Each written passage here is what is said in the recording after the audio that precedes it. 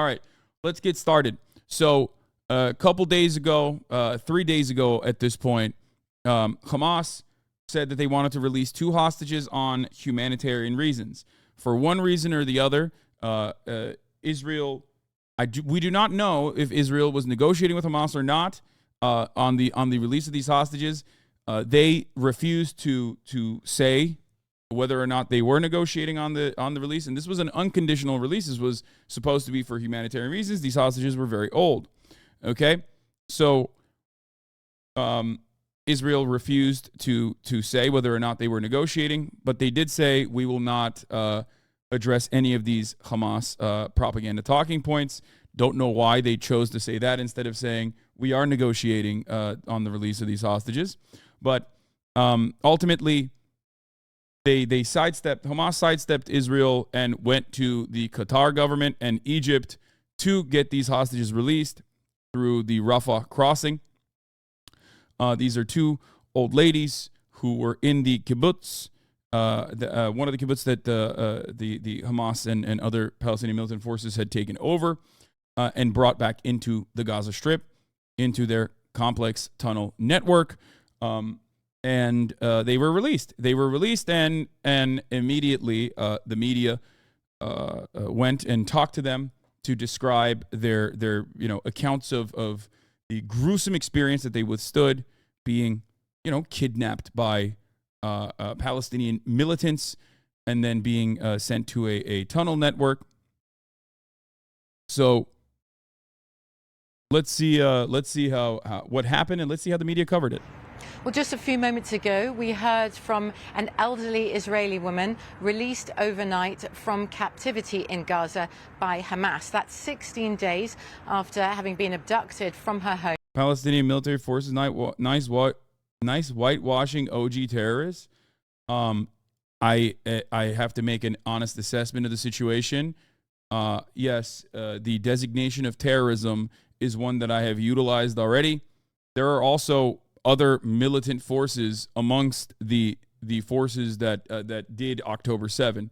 So I know that it's not important for many of you to get a full grasp of what's going on, but no, it's not just Hamas. I said militants as well, not military forces.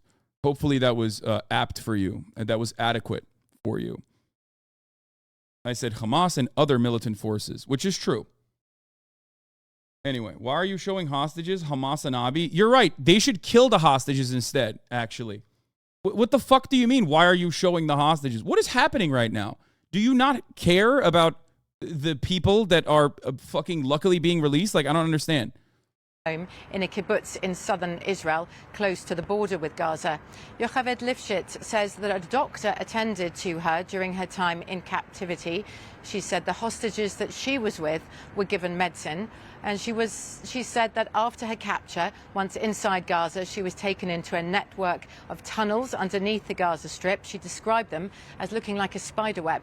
Her daughter helped her translate her account. My mom is telling the horrific stories. She's saying that many people, a swarm of people, came through the fence. The defense cost 2.5 billion shekels, and it didn't help even a little bit. Yeah, she says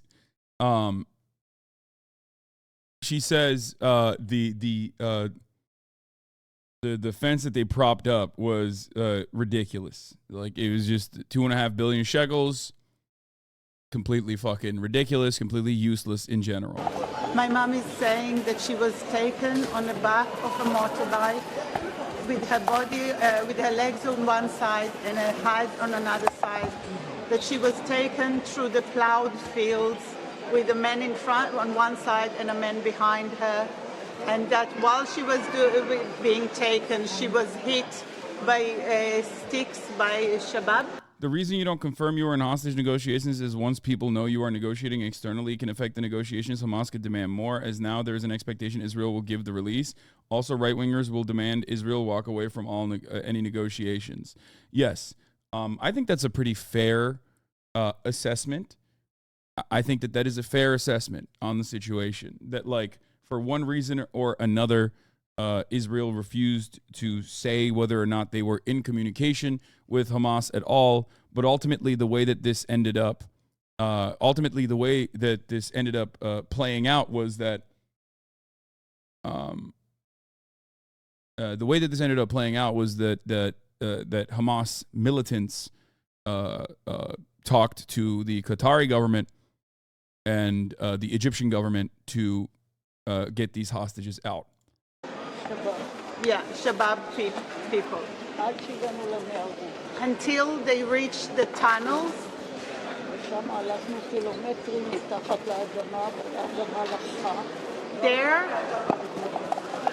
There they walked for a few kilometers on the wet ground. There are a huge network of tunnels underneath. It looks like a spider web. That's crazy that this is where they cut it off and not like other stuff. That's okay. Let's see. Yocheved Lifshitz also spoke about how the hostages that she was with in Gaza were treated. My mom is talking about coming there. When they arrived into a large hall. 25 hostages were gathered, and after 2-3 hours, those hostages, 5 of them, she among them, were taken into a separate room. My mom is saying that they were very friendly towards them, and that they took care of them, that they were given the medicine. That they were given medicine, and they were treated. One of the men with them had badly injured from a motorbike accident on the way, and the paramedic was looking after his wounds. He was given medicine and antibiotics, that the people were friendly, that they kept the place very clean. They were very concerned about them. That was Sharon Lifshitz translating for her mum, Yocheved, one of 2 elderly Israeli hostages released overnight from Gaza. Yocheved's husband, so Sharon's father, remains inside Gaza, one of the 220 hostages still in the Gaza Strip. We are closely following. So, you thought they cut that part? Lol, nice one. The reason why I thought they cut that part was because every single article that has been written on this, and the principle goes as follows: dog bites man, that's not interesting. Man bites dog, that's newsworthy, right? This cuts against every single thing that has come out. This cuts against every single thing that has come out so far. There's a reason why you don't hear from the other peace activists that were in those same kibbutzim that have been talking about their perspective and who is to lay the blame on in this horrifying massacre that they withstood. Okay? There's a reason why it is also literally illegal to actually show things like this and to actually say things like this in general. Lifshitz press conference panned as disastrous for Israel, PR win for Hamas. I will show you exactly, I will detail to you exactly the many different moments where Israeli officials said showing this would have been absolutely, this was just a horrible idea, that she should have been vetted before being allowed to speak. Okay? Yocheved Lifshitz offered the first public account to emerge from more than 200 hostages estimated to be held in Gaza. 85-year-old held hostage in Gaza says she went through hell. Okay? She said that. There are parts of this, of her story that are still truly horrific. I mean, she said they beat her with sticks. That's what she said originally when they were trying to apprehend her. Like, that's horrifying.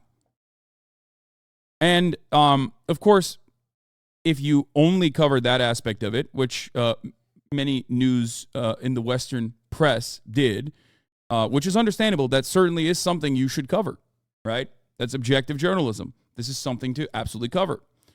But if you just cover that and bury the lead, yeah, she was hit with sticks while riding the motorcycle. Exactly. That's what I'm saying. And this is an 85-year-old woman, right? Mentioning that is perfectly appropriate. Of course, that's the news. You're supposed to cover it. Burying the lead, however, on the other side of the story as to why she shook the hands of a Hamas militant and what her perspective is. And telling the Hamas militant, shalom, after shaking his hand, which has been a incredibly polarizing moment in Israel as far as I understand it. Like, a lot of people saw that and were losing their fucking minds over it, at least those who did see it. For you to understand the situation on the ground in Israel as best as possible, you have to remember that currently there are not just Palestinian citizens of Israel, but also Israeli citizens, Jewish citizens inside of Israel that are currently being apprehended by forces for saying things that are considered to be demoralizing to the IDF. This is the circumstance on the ground. Okay? This is the circumstance on the ground right now. So coverage like this completely cuts against, even if it's just an adequate representation of events. And there are 200 other hostages. Not all of them are going to have this perspective. Not all of them are going to say that their conditions were nice. Some of them are going to, and probably have withstood horrifying moments. And they will explain that. But the fact that people are, and this is not enough for me to like make an assessment or to say that like, look how good Hamas is or anything like that. That is not what I'm saying. Okay? But the idea that like, having this be played is considered a crime, basically, in Israel. And the reaction overall from what I've seen online is crazy. Okay? I will show you what I mean by this. This is yet another instance where it's like, don't take my word for it. Take the word of the former Israeli Prime Minister Lapid. If the international media is objective, it serves Hamas. If it just shows both sides, it serves Hamas. I mean, this is... I want to see the full video. Does anyone have the full video? I mean, this is way too short. But that's not the only reason why I'm saying this. This could just as easily been clipped out of context. I would like to see the full clip. However, that is not what I'm making my assessment on. Okay? The reaction from right-wing Telegram channels is so fucking funny. They're in complete panic and disaster recovery mode over the grandma saying peace. This is a tricky situation because the kidnapper-hostage relationship makes it difficult to get a clear idea of the conditions we're actually like, especially considering that Hamas still has other hostages, meaning that there is still some incentive avoiding collective punishment for the remaining hostages to not pain Hamas too badly. That said, I'm inclined to believe her account as she says. Yes. Her husband is still in the hands of Hamas militants, yes. But I do think that it's more likely that she said those things because she has spent a tremendous amount of time, as far as I understand, from her family. Oh, she didn't say Hamas hit her with sticks? I believe she said sticks hit her as they rode through a field, not that they were hit with a stick mid-motorcycle ride. Oh, that was a mistranslation? Anyway, regardless, that the way that the media covered it was like that is what was happening, that like they beat her with sticks and that it was hellish. However, I think it could have been civilians that hit her with sticks. I don't know, but it doesn't matter. What you need to understand is the likelihood of her saying this, an account that actually is quite similar to other accounts that have also been portrayed in Israeli media, is partially because there are a lot of people that live in these fucking communes that literally for 85 years have been working on recognizing the dignity and humanity of Palestinians in Gaza. This lady is one of these people, according to her own family's takes on the matter. That there are a lot of situations where inside of Gaza there isn't enough medical help that people can get. Sometimes Gazans have to be taken outside of the Gaza Strip and medevaced into Israeli hospitals. There are Israeli doctors that work on Palestinians from Gaza. One of those doctors, as a matter of fact, is currently being persecuted, which I will talk about as well. Hold on. Let me find it really quickly, because I was talking to Alon Lee Green, who is a part of Omdim Beyachad. I think I said that right. Who has been talking about this quite a bit. He is he is in Israel. He's an Israeli activist who is an end the occupation activist in Israel. And he actually showed one of the where is it? Here, I'll just show you this really quickly. I'll explain this to you. For those of you who don't understand, here it is. This is Dr. Abed Samara from Hasharon Hospital, who has invested his entire life in the Israeli health system. He has been treating Jews and Arabs wholeheartedly for years, but in one moment his life collapses. He is fired, accused of supporting terrorism and siding with Hamas. The reality is the opposite. But does the truth even matter? Okay? So this is something that I've tried to stress before, that there are people inside of Israel, obviously marginal for the most part and marginalized in general, that have dedicated their lives to ending the occupation. There are activist groups that have dedicated their lives into ending the occupation. Their voices, unfortunately, do not ever get heard. Okay? And now their voices are criminalized. Okay? Their voices are now literally criminalized. Understand something. It is criminal. Omdim Beyachad translates to standing together. They're a peace movement, and the police constantly take down their pro-peace posters. Their demonstrations have been violently suppressed, even before and certainly after the last siege on Gaza. So this lady, according to her family, is she's not a part of this group, but she has helped transfer Palestinians out of Gaza into Israeli hospitals in the past.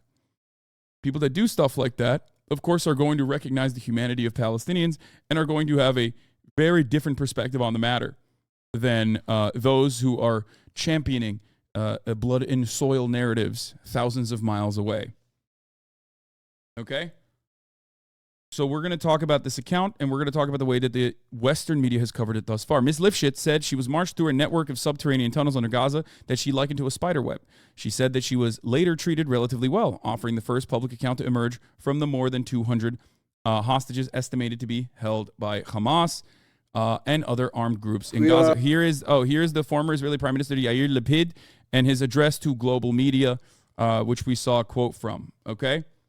This is from a couple days prior. This is from 4 days ago, I guess, or maybe it's an older speech. I'm not entirely certain, but we'll look at that in a second as well. I went through hell, Ms. Lifshitz told reporters the day after her release, sitting in a wheelchair at a hospital in Tel Aviv amid a thicket of microphones. She was freed along with Nurit Cooper, 79, on Monday, and transferred from Hamas custody to Israeli forces via the International Committee for Red Cross in Egypt. Both of their husbands are still being held hostage in Gaza. Okay?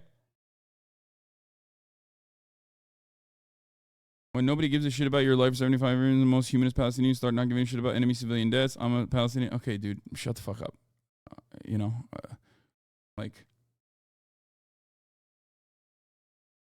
I feel like there's going to be more and more people coming in here to be like, I'm a Palestinian, and I think all Israelis should be murdered, just so some other fucking dickheads can clip it and then turn around and be like, wow, look at Hassan. He loves this kind of rhetoric. Notice that.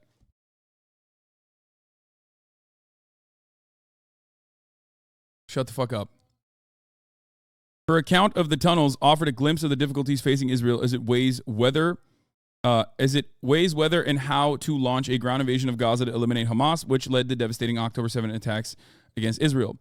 Hamas has built a labyrinth of underground passages in Gaza for its fighters, military analysts said, complicating both Israelis' anticipated ground invasion and any attempt to rescue the hostages. Ms. Lifshit's voice at times faltered as she recalled her abduction and the horrors suffered by her neighbors when Hamas attacked her town of Kibbutz near Oz.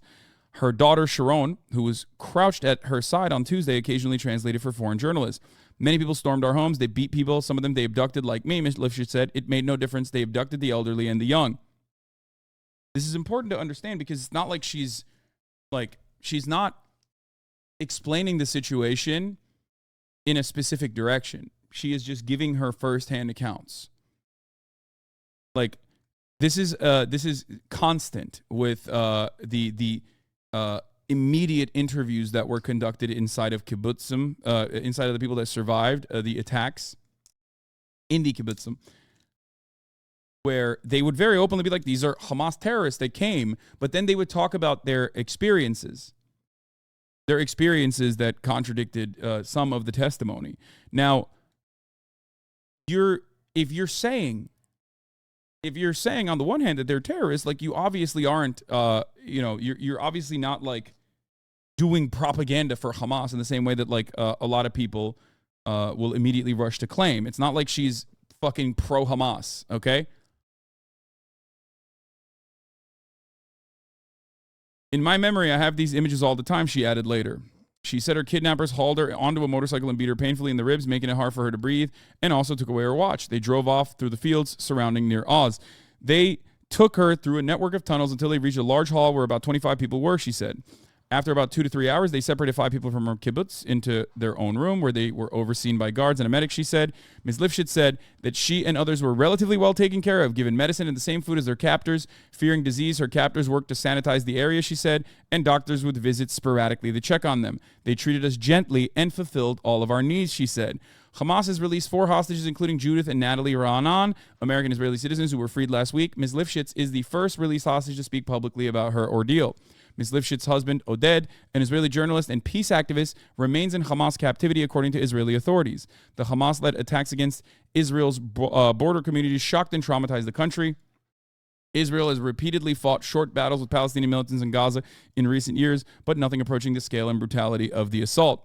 Ms. Lifshitz at times criticized the Israeli military, saying that it and the Shin Bet domestic security service had ignored warning signs of the threat to towns near Gaza. The Israeli military's chief of staff acknowledged after the attacks that the military had failed to live up to its own mission to protect Israel's citizens.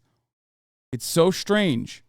How strange that people who are directly victimized by this attack, people who are inside of Israel on the Israeli security forces, the interior security, the FBI of Israel, they all are collectively saying the same things that I've been saying to you for a very long time now, okay? Weeks before the assault, Palestinians had rioted and fired explosive balloons near the Gaza border fence, sparking fires in southern Israel, Ms. Lifshitz said. The Israeli army didn't take this seriously, she said. Anyway, the UN is live debating the ceasefire negotiations and whatnot, but I wanted to show this to you so you get a better understanding of the situation. Here, we'll play the whole thing. Leonid?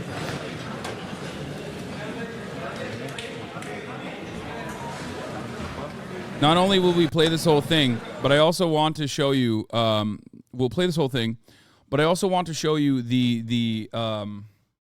I want you to listen carefully to her words, but I also want to show you some of the reaction to this internally. An Israeli news network immediately came out and spoke against her testimony, saying that this was playing into the hands of Hamas and it was propaganda for Hamas. It was pro-Hamas propaganda. I mean, this is a person who literally has been kidnapped.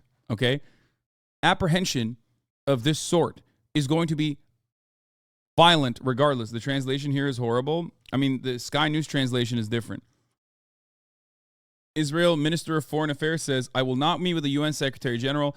After October 7th massacre, there is no place for a balanced approach. Hamas must be erased off the face of the planet. That's what he said after the UN Secretary General said things that I have said here as well.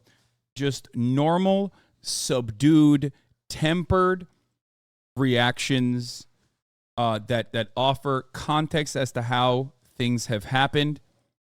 Okay, offer context as to how the violence that the Israeli citizens experienced was not violence that happened in a fucking vacuum. That is a of course, understandable and nuanced approach to the subject matter. I know that there are a lot of people out there who desperately want to act like that materialized out of thin air, and that it did not. It was the first time. It was totally unprecedented. Well, it was unprecedented, but it was totally unprovoked. But that is not the case. Okay? It is insane to me.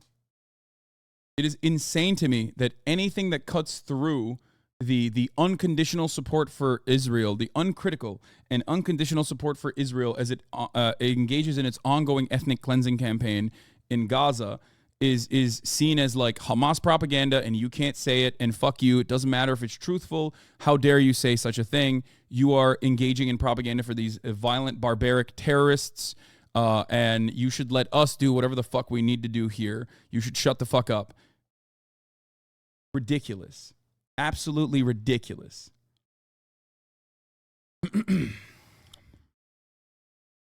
So, if anyone has the Sky News footage, because I want to watch the whole thing, we can get into that. Am I the only one who hears that the Israeli government asked for the UNSG to resign and remembers the images of the Japanese delegation leaving the Society of Nations? League of Nations? No one has told the Sun. It's just not the time to talk about it, right? The conflict, not the time to talk about it. Wait, what? This is just one of many clips. I want the full one. Handed to the International Red Cross Committee. She took the hand of a Hamas gunman and she said Shalom. People writing not the time to talk about it might be drama farming. I don't know what you're saying. Like, I don't know what that means. I don't know what is going on. Is drama? Ignore it? Okay. Fucking so silly.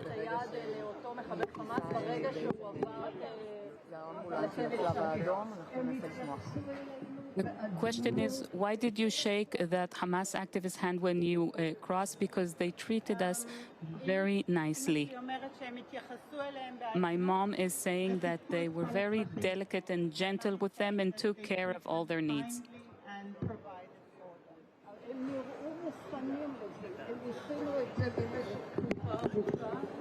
They seemed really prepared for it. They had concealed it for a long time, and they took care of all the needs that women need: shampoo, conditioner. Did they tell you anything about what was happening outside? No, that's the I-24 one, and I'm sorry, I don't like. Sky News is a right-wing outlet too, but I-24 is the main outlet that ran with the 40 babies were ruthlessly beheaded by Hamas. That was the first article that came out and said 40 babies had their heads cut off by Hamas. So why are you cutting her? I'm not. I'm trying to find I'm trying to personally find the uncut broadcast, especially because according to Haaretz, I-24 News is so pro Netanyahu to secure broadcast license that they are not going to have possibly the best translators. Okay? That's it. That's the major reason. Here.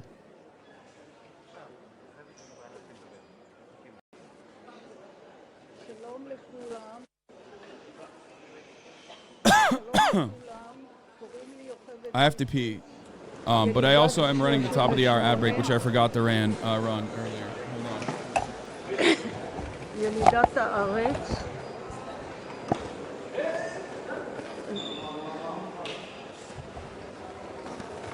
אני מודה לכם שבאתם לשמוע את הטרגדיה שלי ושל כל חבריי. היה קשה, ונקווה לעבור את זה.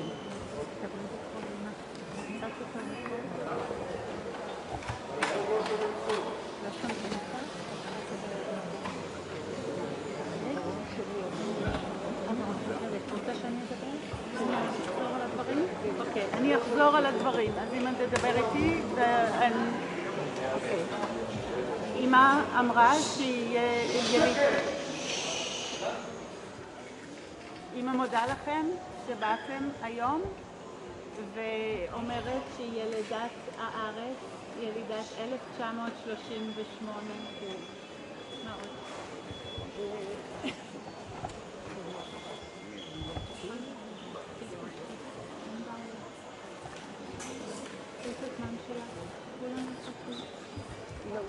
לומר לכם את האמת, עברתי תופת ולא חשבנו ולא ידענו שנגיע למצב הזה.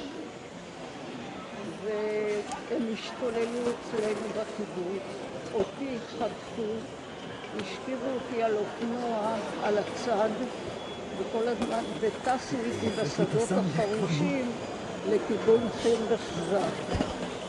הם פוצצו את הגדר שבה... This is not translated. The one fucking video that we found is not translated. I'm gonna lose my goddamn mind, dude. Oh, fuck. Where did you go? We need you to translate. Dude, I don't know how to speak Hebrew. What do you mean?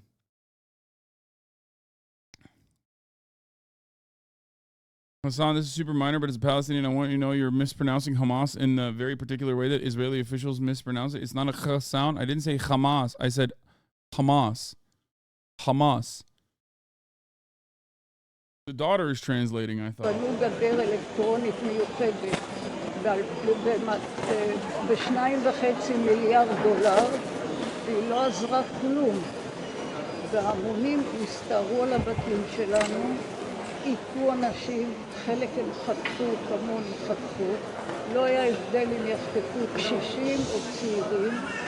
וזה היה מהלך מאוד מאוד כואב ומחשב. אחר כך הם הביאו אותנו לפתח של מערות, בדרך ששכבתי על האופן.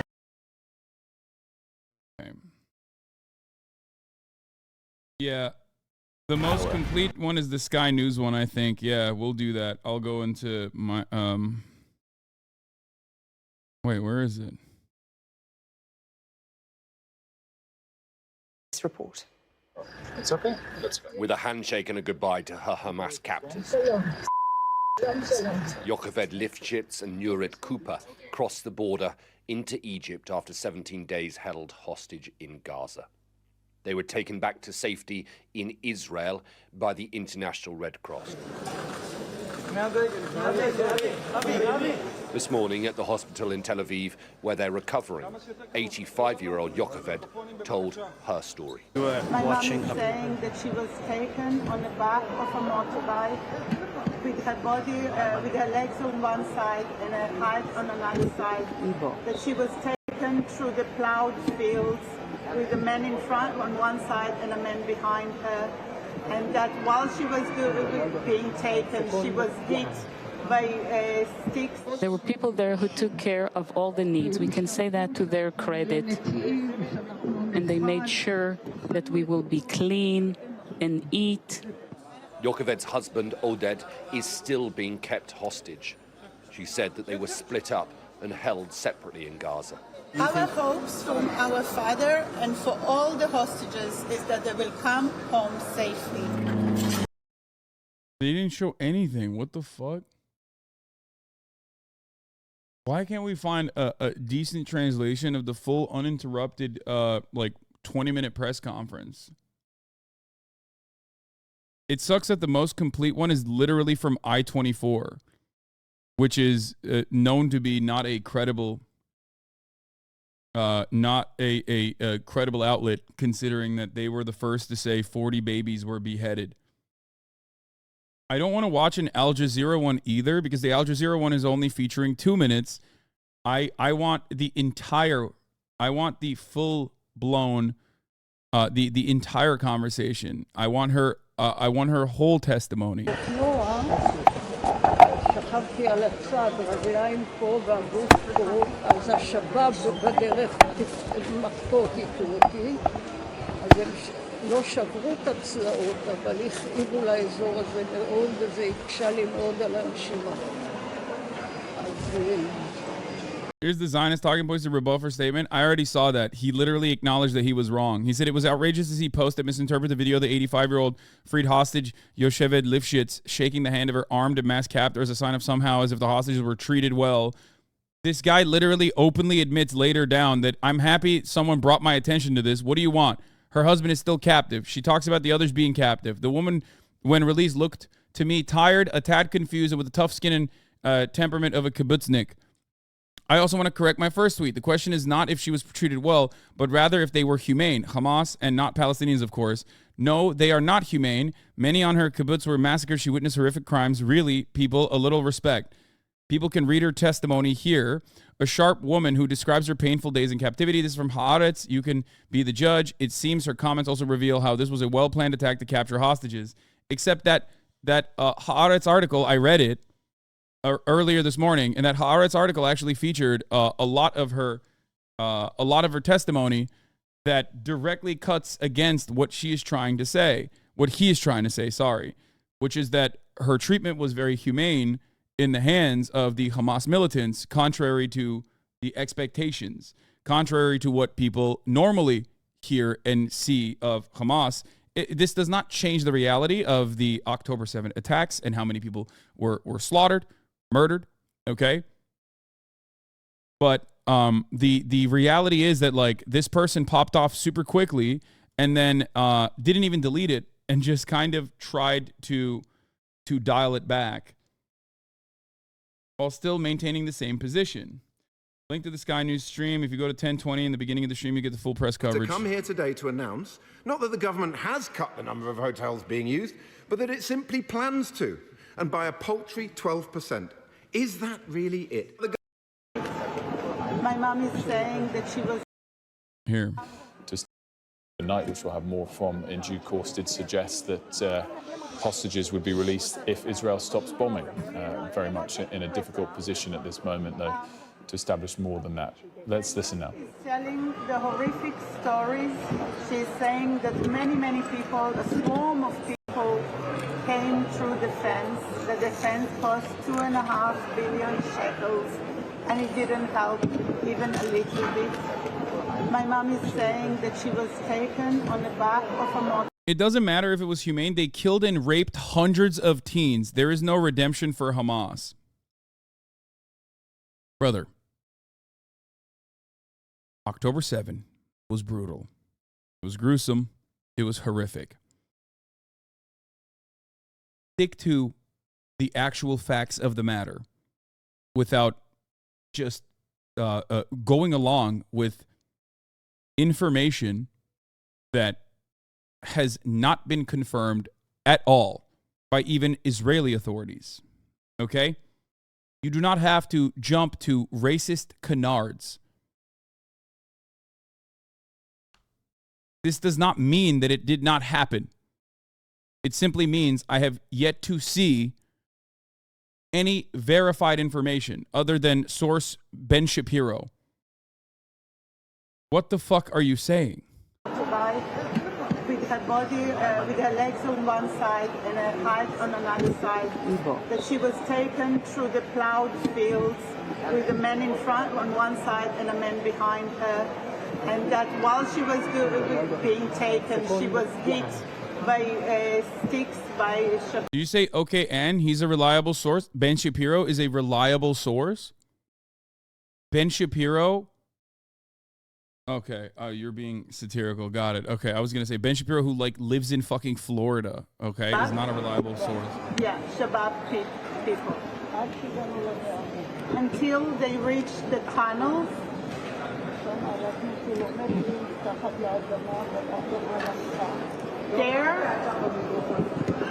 There they walked for a few kilometers on the wet ground.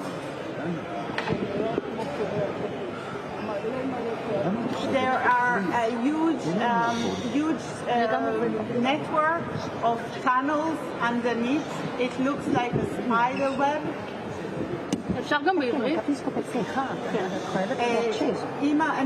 I will repeat it in Hebrew. אמא אומרת שהיא נלקחה על הגב של אופנוע שגבר אחד יושב לפניה ומאחוריה, הרגליים בצד אחד של האופנוע והראש בצד השני. היא אומרת שהם נסעו דרך השדות החרושים, ובזמן שהם נסעו דרך השדות החרושים, הכו את האנשים מהשב"כ. So we did just hear some comments there from Sharon there, the daughter of Yoshed Lifshitz, in English, recounting what her mother had just said. That let's go back and listen in. רגע, לא, אם את תספר את הסיפור, אין שאלות. אוקיי, תמשיכי. כשהגענו לשם, I find it almost terrible that they put this woman on such a show after all she went through.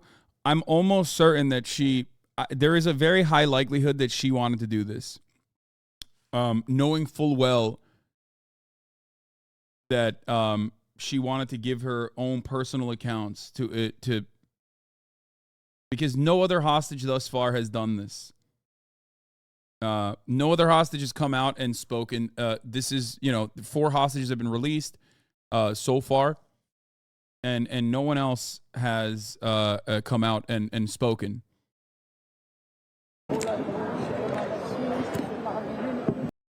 Are you going to ignore the fact that her husband is still in Gaza? No, I mentioned that myself. I mentioned that as well. To me, however, the fact that she is a Palestinian peace activist, the fact that her husband is literally also a journalist / peace activist himself, plays more of a role in her commentary here than the fact that he is still apprehended and she's speaking out of fear and that she's like somehow coerced into saying these things.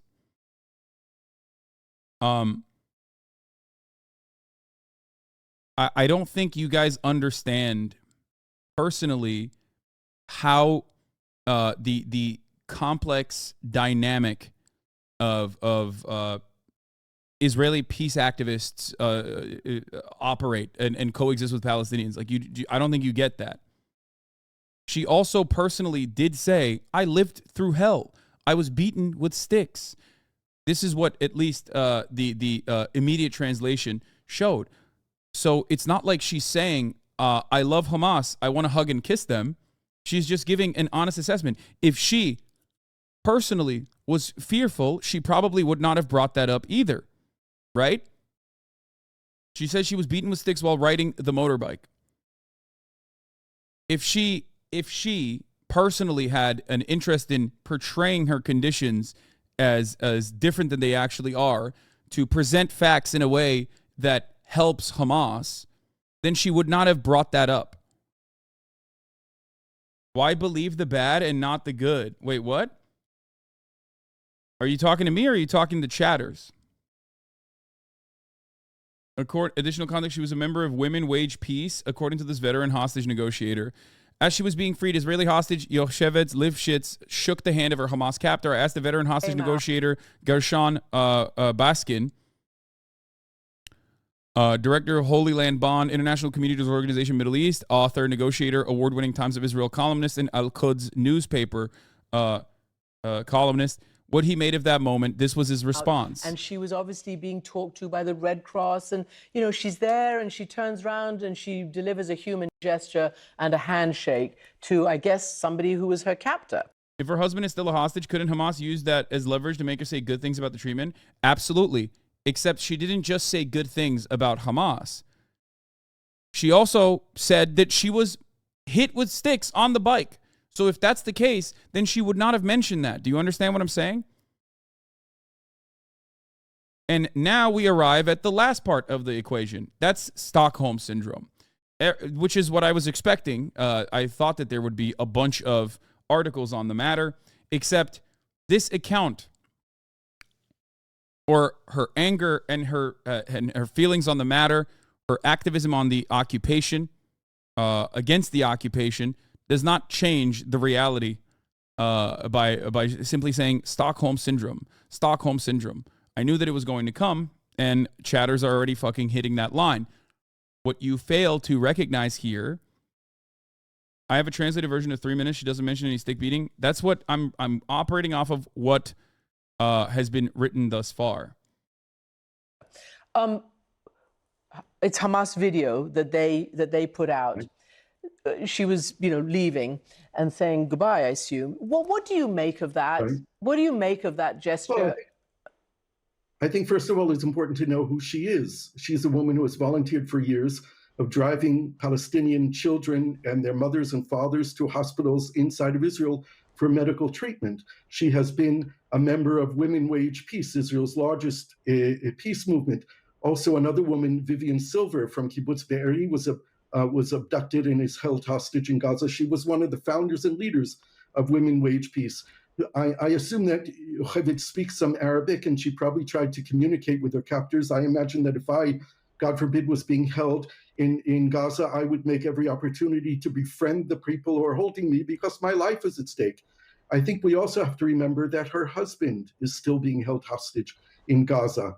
And had she come out and immediately done something completely opposite, maybe it would endanger the life of her husband. But I think it was those kind of humane gestures that are important to show. I know a friend who did research on Holocaust survivors and asked the question, why do some Holocaust survivors become these people who are very, very anti-Arab and others are in the peace camp? Yep. And what she found in interviewing many Holocaust survivors who were part of the peace camp is that there was a moment when they were going through the horrendous suffering during the Holocaust that someone made a humane gesture. Someone gave them a piece of bread or gave them a night stay in a home or gave them a blanket. And those gestures of humanity would transform their worldview later and enable them to support peace with the Arabs rather than being against them. Don't be like the idea of storytelling. She was not beaten by a stick. She was referring to another guy who was treated. No, the other guy that was treated was a separate story. Another guy fell off of the motorcycle while he was being transported back into Gaza and received medical treatment on his arm. That's a different story. She mentioned the stick beating, according to at least the articles that I have read on the matter, separately from that. Okay? Here, let's look at Democracy Now! That uses the I-24 assessment, so we'll see. Ground tunnels. Once in Gaza, Yocheved Lifshitz says her treatment improved. Her daughter Sharon, who flew in from London for her release, translated her remarks to reporters. My mom is talking about coming there. When they arrived into a large hall in which about 25 hostages were gathered, and after a Why don't you cover the demonstrations? Lobotomite. Do you think that there is like a secret reason? Which I have covered the demonstrations, but do you think that there's like what could be a secret reason as to why I'm not covering the demonstrations in your mind? 2 or 3 hours, those hostages, 5 of them, she among them, were taken into a separate room. My mom is saying that they were very friendly towards them and that they took care of them, that they were given the medicine. That they were given medicine and they were treated. One of the men with them had a badly injured from a motorbike accident on the way, and the paramedic was looking after his wounds. He was given medicine and antibiotics. That the people were friendly, that they kept the place very clean.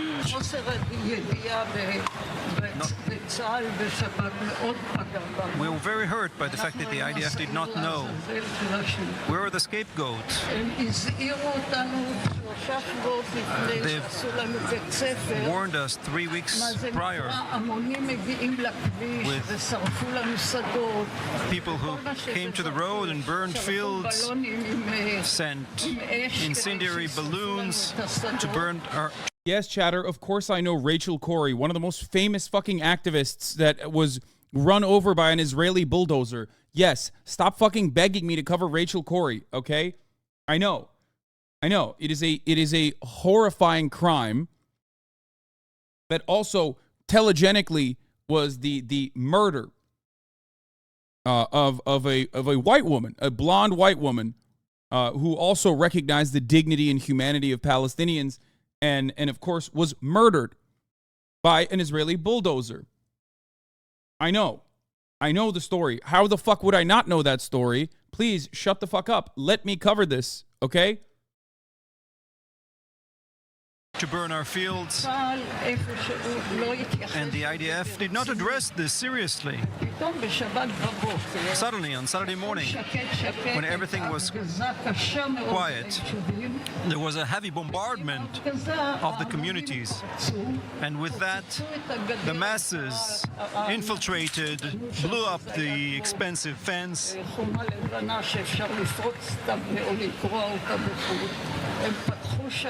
opened the gates of the kibbutz and entered in their masses. It was extremely difficult. I keep having those images in my mind.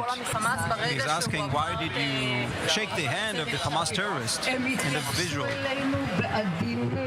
They were gentle with us. Our needs were supplied. אמא שלי אומרת שהם התייחסו אליהם בעדינות וסיפקו את כל הצרכים שלהם. My mom is saying that they treat them kindly and provided for them. That was 85-year-old. That's crazy, okay? It is. That is not something that you will hear. It's like not allowed for the most part to be repeated. People that have said far less have been punished inside of Israel. Literally.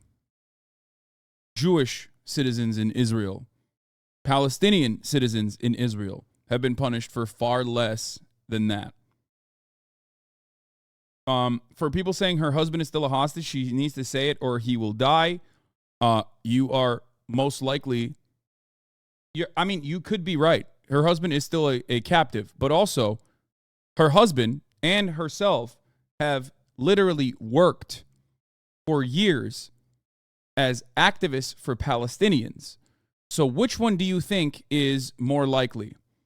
Do you think that she's giving an honest assessment of the situation, which even the Times of Israel and Haaretz said was clear?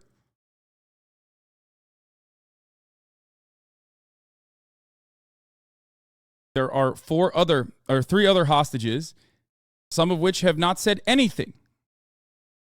She's the first person to give an assessment of the conditions. The likelihood that she wanted to come out and speak when other hostages also still have family members that are apprehended by Hamas and other militants implies that there are conflicting values here at play. Do you think that her activism could play into how they were treated as prisoners? There is a likelihood that that is the case. Certainly. But immediately discounting her fucking narrative and claiming that it's like silly and wrong, or there must be some secondary purpose is wild. What if Hamas targeted her specifically to be taken? No. Oh my God. The failures of this bloody government scream to the sky. The fact that she does not make the release of the abductees her main goal is inexcusable. This is what the government looks like when it cares about national honor and not about its citizens. Something I've said already. Anyone who wants to live understands that first and foremost, all abductees must be returned now because the window of opportunity is closing. About 20,000 people have already joined the demand to release all the abductees now. This is from Omdim Beyachad.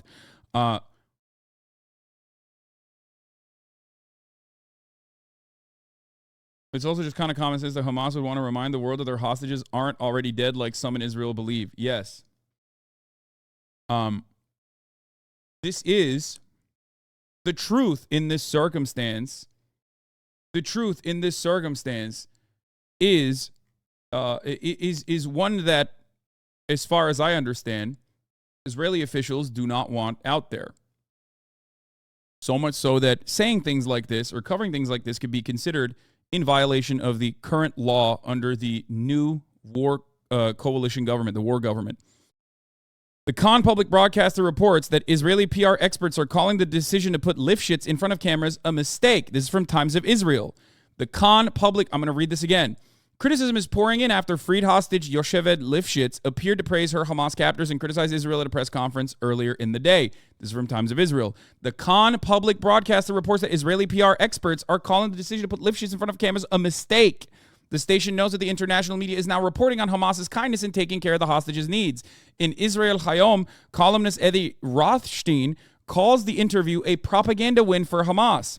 What a brave and enlightened woman, the kind we thought they no longer make in Israel. And what a clumsy handling of the event, he writes. The truth is, you don't need to be a PR expert to know you can't have a press conference like this live on television. There's no doubt the Lifshitz statements could have been managed better, tweets Channel 12 reporter Daphne Liel, who adds her descriptions were still pretty shocking. Anyone sane should understand that medical attention she was given was intended to keep their bargaining chips alive and not from the kindness of their hearts. The channel's Dana Weiss calls the press conference a disaster, noting the lack of state intervention in managing her appearances. I think this is important to understand. That is important to understand. Why is this important to understand? What Daphne Liel is saying. It's not at the kindness of their hearts, but simply out of their interest, their self-interest in survival, that Hamas is offering medical attention. This is something that I have mentioned as well. Okay? But when I would mention this, many people in the chat would yell at me. So maybe when you hear someone who is reactionary have that same opinion inside of Israel proper, maybe you will also recognize this. Because it goes against the idea that these guys simply are there to do death and murder and are not operating out of their own self-interest in continuing their survival. The hostage taking in this circumstance is a cruel act. That much is true. I don't think anybody disagrees with that. But what you have to recognize is that there is a reason for it. There is a reason. This does not mean a justification, but to immediately hand wave away that plays into the narrative that Israel wants to put forward, which is that these guys took them to rape them and kill them. And they're going to go and kill them quietly, not in front of a camera.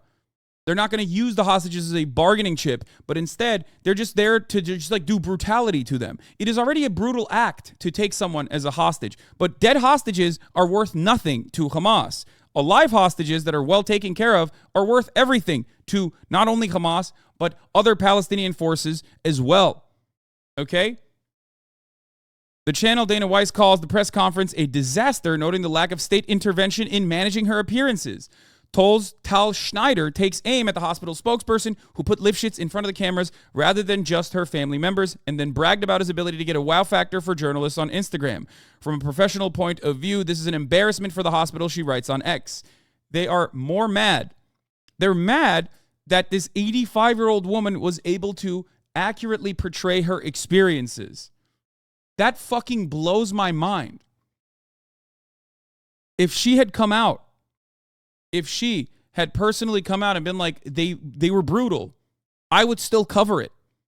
Because there is no reason for me to believe that she is lying in that circumstance, especially considering that she has her husband in captivity still. But because she gives a more balanced assessment of her conditions, everyone turns around and says, oh, well, she must be lying for one reason or another. And her balanced assessment also. How can you say it's accurate? We don't know that at all. This is insane to me. It is insane to me that you are like now talking about an 85-year-old grandma who was fucking held captive by Hamas as like an agent or something. Like she has an ulterior motive in this circumstance. The ulterior motive is that she's afraid that they will murder her husband ruthlessly. I know her husband is a prisoner, but if that was the case, then she would have no reason to say that what happened to the kibbutz was a slaughter, or that she was hit on her way into Gaza. Please, you said source to a first-hand account. Here. Yoshevet Lifshitz, a frail 85-year-old grandmother who was one of the 2 hostages released by Hamas on Monday, recounted the moment that militants snatched her from her home in Kibbutz near Oz and drove away on a motorbike towards Gaza, a painful act during which she said she was beaten and sustained bruises. Lifshitz says she was forced to walk on wet ground and descended into an underground tunnel system she likened to a spider web, where she was greeted by people who told us, "We believe in the Quran," and promised not to harm her and her fellow hostages.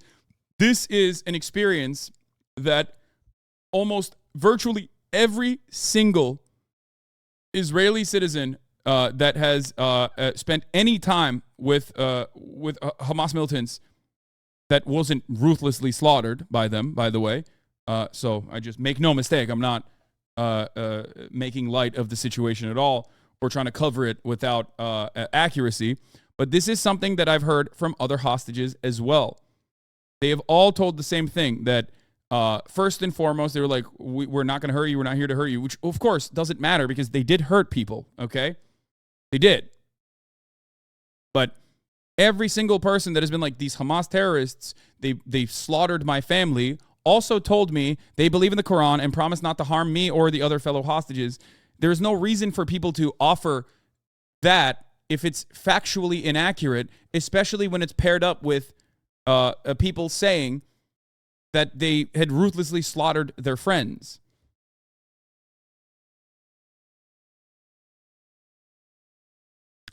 Lifshit's daughter Sharon, who helped her convey her mother's comments to reporters outside of a hospital in Tel Aviv on Tuesday, called it a huge network of tunnels. She was initially grouped together with 25 other people. We already talked about that. They really took care of the sanitary side of things, so we didn't get sick, Lifshitz added. Each of the 5 hostages in her group received their own doctor, and there was a paramedic present who supervised medication. They were very generous to us, very kind. They kept us clean, Lifshitz said. They took care of every detail. There are a lot of women, and they know about feminine hygiene, and they took care of everything there. Lifshitz also accused the Israel Defense Forces and Shin Bet Intelligence Service of not taking threats from Hamas seriously and said the costly Gaza border fence erected by Israel had done nothing to protect their community from the Hamas attack. Why would she say this? Do you think that this is also a part of her propaganda? Do you think Hamas was like saying, like, you have to say something that every other person whose entire fucking family was slaughtered from other kibbutzim have said? You have to repeat that line that people that are in the Dead Sea right now, that are not literally apprehended, that have no friends that are apprehended, that have had their entire family slaughtered by Hamas, has said the exact same thing. The lack of awareness by Shin Bet and the IDF hurt us a lot, she stressed. They warned us 3 weeks beforehand. They burned fields. They sent fire balloons, and the IDF did not treat us seriously. Lifshitz explained how this culminated in the attack on Nir Oz in the southern Israel border on October 7th. All of a sudden, on a Saturday morning, everything was very quiet. There was hard pounding on the settlement. Not long after, hordes of Hamas fighters broke through the kibbutz's expensive fences and kept coming in their droves, she said. It was very, very difficult and unpleasant. As she concluded her remarks, Sharon said her mother's feeling was that the story is not over until everybody comes back. Hamas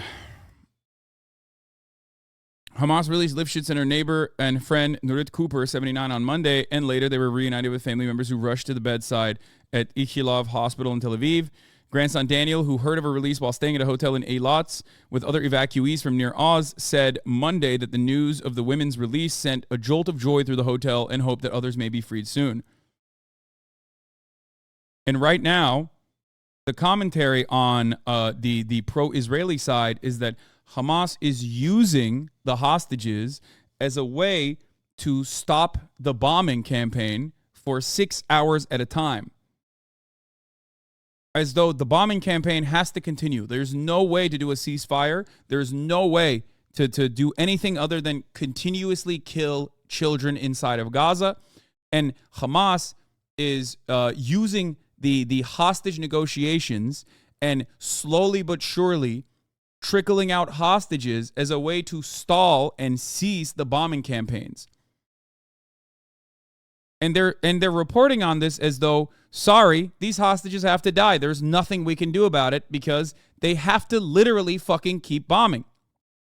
If you want to understand the perspective a little bit further, here is former Israeli Prime Minister Yair Lapid. Wanted to cover that for you as well. Wanted to give you the full length of that, full length of his statements. Let me see. Where the fuck did it go? Jesus Christ, I lost it. to understand it better, Lifshitz press conference panned as a disastrous for Israel PR win for Hamas. Okay? Where is it? Oh, here it is. In the 13th day of this war, which was forced upon us, which we didn't want, which we have no choice but to win. Not because we seek revenge, but because we can't live like this. Last week I went to visit the people who were evacuated from Kfar Aza. At the entrance I met an elderly lady that I know, and she said to me, they killed my son, but at least I have cancer and I will die soon enough. I will not have to feel what I feel anymore. I met a 13-year-old girl who saw the murder of her best friend. I met a father whose wife and 2 children were abducted, sits alone in an empty apartment. I met people with hollow eyes who described to me what burned babies look like. The terrorists abducted a particularly large number of young women. We are trying not to think why, but we can't. I want to remind you, the horrors of October the 7th has nothing to do with the Israeli-Palestinian conflict. The terrorists. Yeah, he's like, it's isolated, it's separate, it's like it's completely unrelated. Don't ever say that it was not in a vacuum. Say that it was in a vacuum. Say that it was in a vacuum. Say that it was in a vacuum. It's isolated. It's isolated. Why is he saying that? Well, the reason why he's saying that is because he wants to say that this is an unprompted attack. Okay, that's his goal. His goal is to say this is unprompted, unprovoked, and while it is unprecedented, it is not unprovoked and it is not unprompted. This is not a justification, okay? But to act like this is an isolated instance is a lie. Is a lie that he is telling you, okay?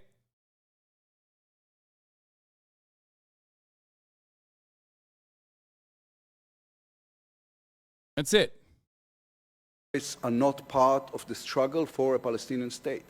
Hamas don't care about that. Just like... That's okay, dude. Yeah. Yeah, dude, totally.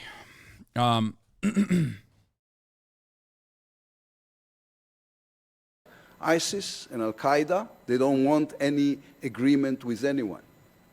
They want to kill Jews because they are Jews, and Christians because they are Christians, and moderate Muslims because they are moderate.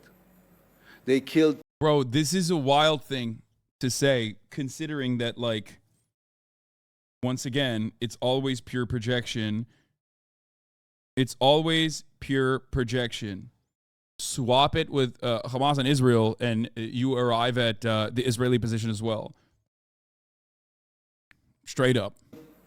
260 young people who went to a music festival because Hamas don't like music, they only love death and bloodshed. It is interesting and shocking how quickly the world has moved on. Israel was giving barely a week of sympathy and global shock. So many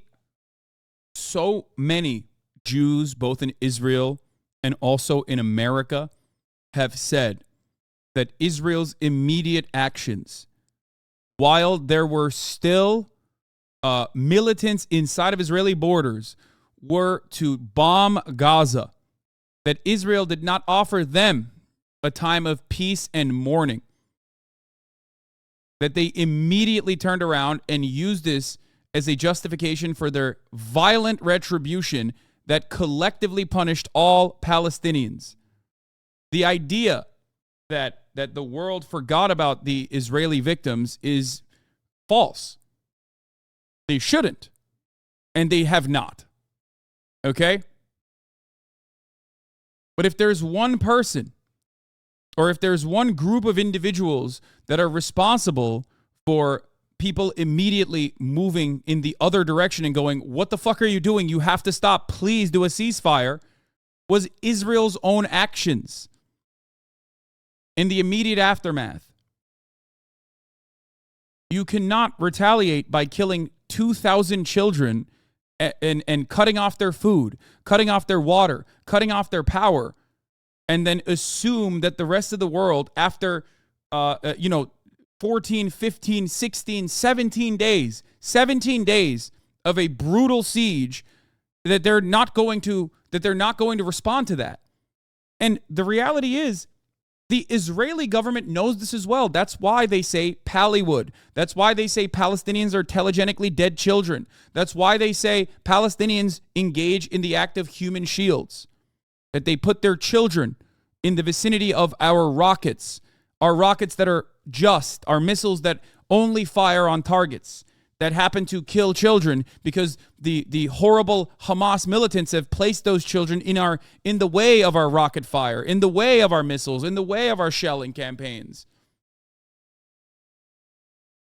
This only works if you do not recognize that 2.2 million people are living inside of an open-air prison, a concentration camp, one of the most densely packed areas on the fucking planet.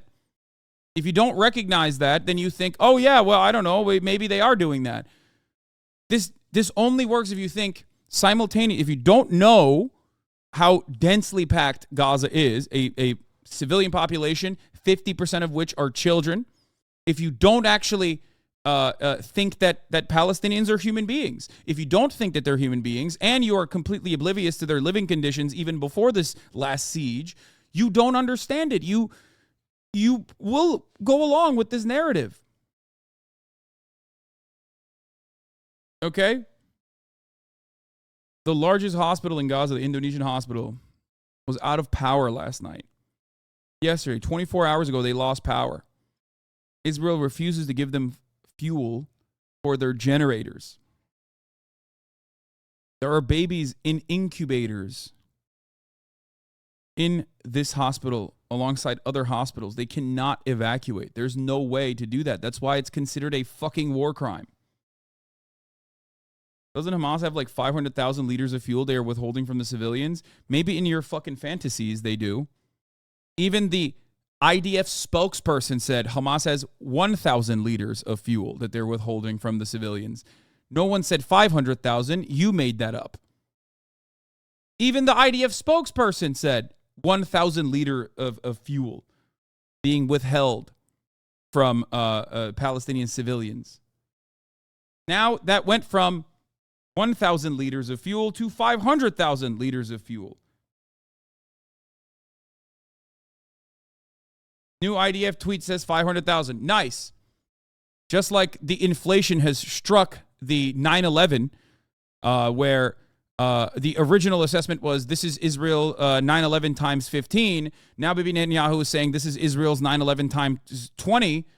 The liters of fuel that Palestinians actually have is not 1,000 liters, but 500,000 liters of fuel. The aerial photographs seem to indicate it's around 500,000. No, dude, they actually have oil refineries, okay? They have oil refineries with 1 million liters of fuel. They have a pipeline directly tapped to Iranian refineries. Believe me, bro. Aerial photographs, bro. Look at these empty tanks, bro. Yeah. They also literally have water too. They have all of it. It's just, this is no different. This is no different than saying that the situation inside of Gaza is actually far better than the way that people suggest it is. People claiming that they have luxury hotels inside of the Gaza Strip, and that people are living in the lap of luxury from the billions of dollars they get from UNRWA. And then the word went back to attacking us for defending ourselves. I've got one question to you all. And that question is really the reason we're here. Do you think an organization which has no problem butchering babies, butchering pregnant women. Yeah, Israeli government. And butchering a 13-year-old autistic girl with an 80-year-old grandmother has any problem lying. Of all the distortions of the press coverage of the past days, the worst one is the balance. A large part of the media is offering its readers and viewers a balanced picture. They are presenting both sides equally. The story told by a democratic country that is trying to protect life. You cannot be a democracy while maintaining an apartheid. Can't. It's not a democracy. It's an apartheid regime. So, pick a struggle there. You're not a democracy. And the story told by a murderous terror organization that hates life. What's wild to me is that, the closest to what he presents is, not even my broadcast, because I condemn Hamas regularly, okay? I do my daily condemnation of Hamas multiple times throughout the day. And even then, it's I don't think he's watching the top of the hour ad break. You know what I mean? I don't think that Yair Lapid is in here being this guy Hassan, he's the one who's covering the other side's perspective, which is really fucked up. And then he serves me a 3-minute ad break at the top of the hour. And then tells me that if I no longer want to see the fucking ads, all I need to do is subscribe for $5 or for free with the Twitch Prime by connecting my Amazon Prime account to my Twitch account, or by getting gifted a sub if I'm lucky. It's really fucked up. Calm like a Tom, thank you for the 10 gifted subs, including giving one to Prime Minister Yair, former Prime Minister Yair Lapid. Here's the 3-minute ad break now.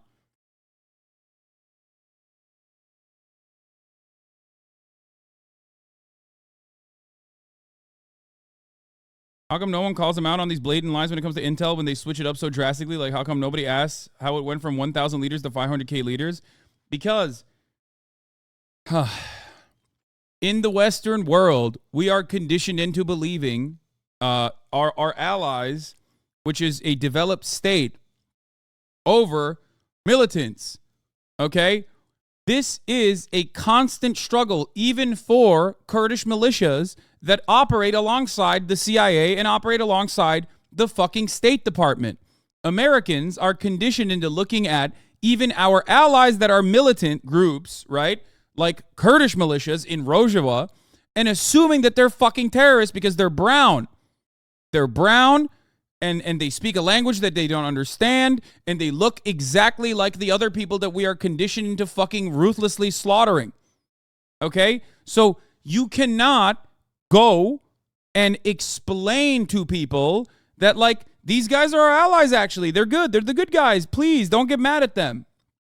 Okay? Do you understand? That's why there will never be a collective moment of breathing room and a tempered reaction to any kind of brown militant group, regardless of whether or not they are considered terrorists by the American State Department, which is, of course, a political designation to begin with. This does not mean that Hamas is not Islamist fundamentalists. They are. Okay? Islamic Jihad even more so. But Americans and Westerners in general are conditioned into thinking any kind of militia that is not a well-developed state, okay? Any kind of brown person across the board, already scary. A militia on top of that, doesn't matter if they are literally being trained by the CIA, doesn't matter if they're literally working alongside the American State Department at the behest of their interests. No matter what, in the post-9/11 world, brown militia bad, okay? Now, Hassan Izabi actually brought up a good point. He said, Mujahideen being an exception to the rule. No, that's why I'm saying post 9/11.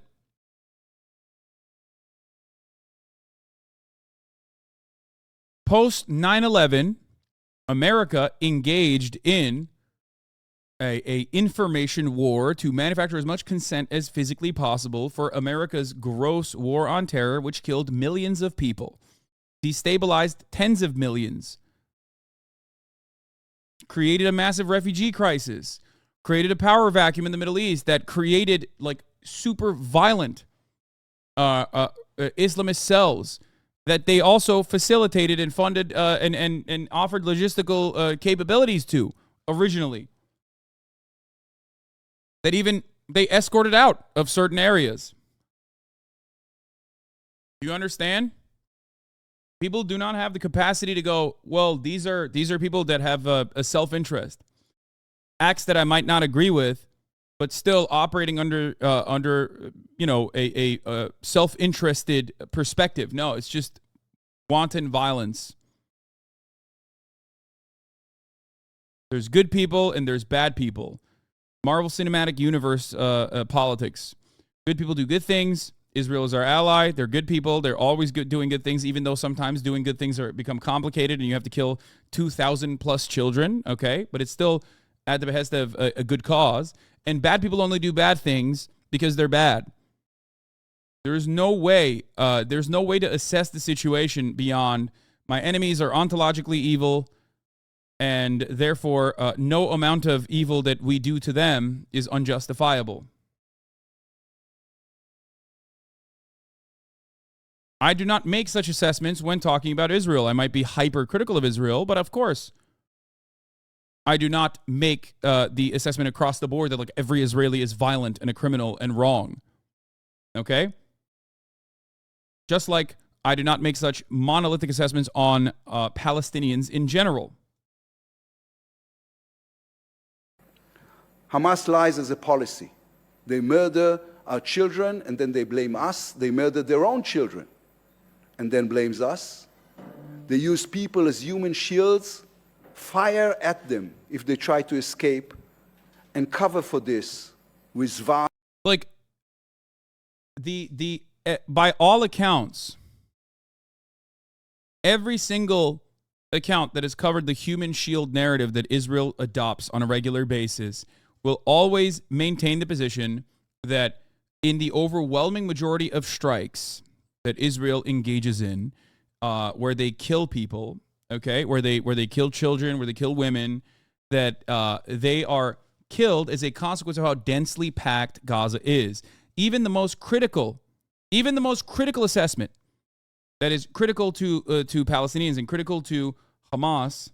Stop using Islamophobic language. I'm losing my mind. Okay.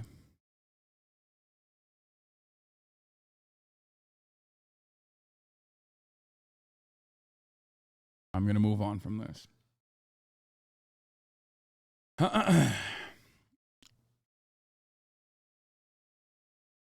Even accurate accounts from Amnesty International and Human Rights Watch, which are no friends to Palestinians across the board, it took them...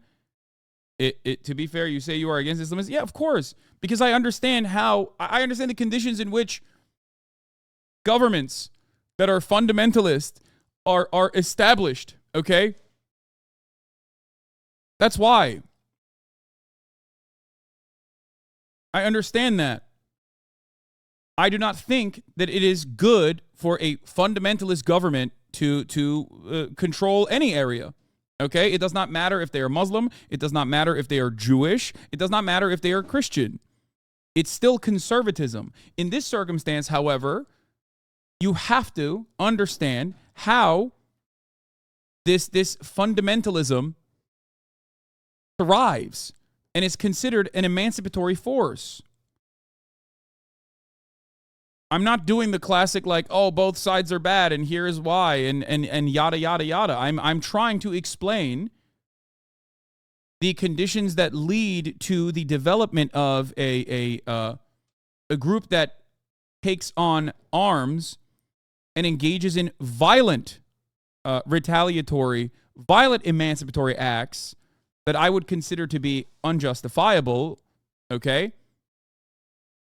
And how over the course of 30, 40 fucking years, 30 plus years, that Hamas went from being a fundamentalist, conservative charity that was marginal and completely irrelevant in the grand scheme of things to the governing body of Gaza that became the only group in the eyes of Israel and in the eyes of Palestinians as well to be the governing body that is to be negotiated with, like the actual force that Israel wants to negotiate with. And that was by design.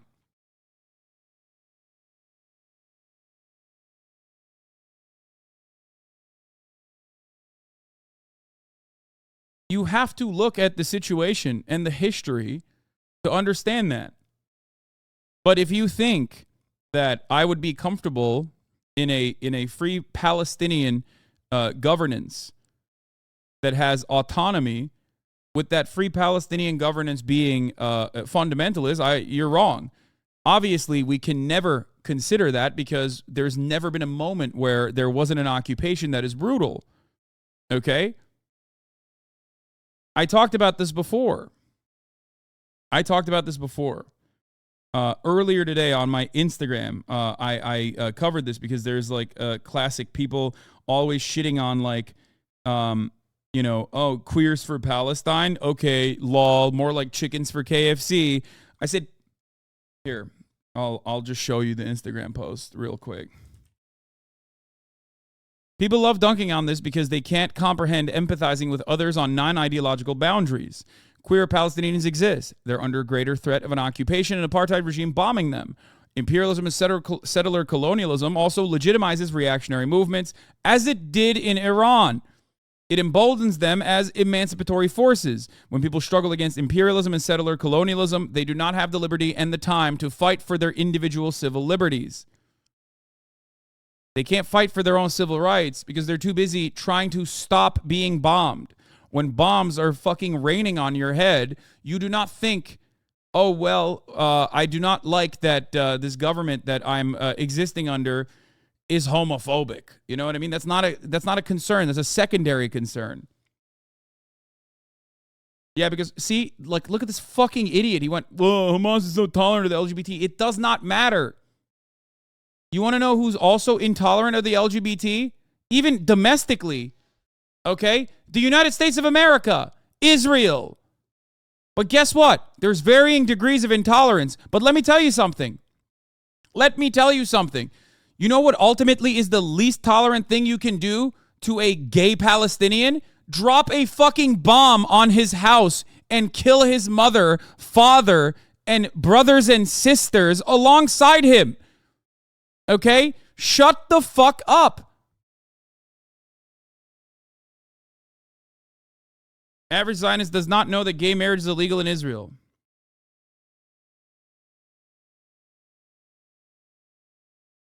You know what's also not tolerant of gay Palestinians? Israeli security forces finding who's gay and who's not gay, like queer Palestinians, and blackmailing them to use them as CIs to further their surveillance. Do you feel like that is something that a tolerant force would do, a tolerant force for good? You can turn around and say, wow, well, guess what? It wouldn't even work if they were more tolerant. Sure. But these people have never had a moment to breathe so that they could work in this act of civil liberty. People now dunking on this tweet, but I think that's the point. The point stands fine. Unless you want to firebomb a homophobic evangelical family homeschooling their kid, talking about the homophobia of Palestine is incoherent and racist gibberish.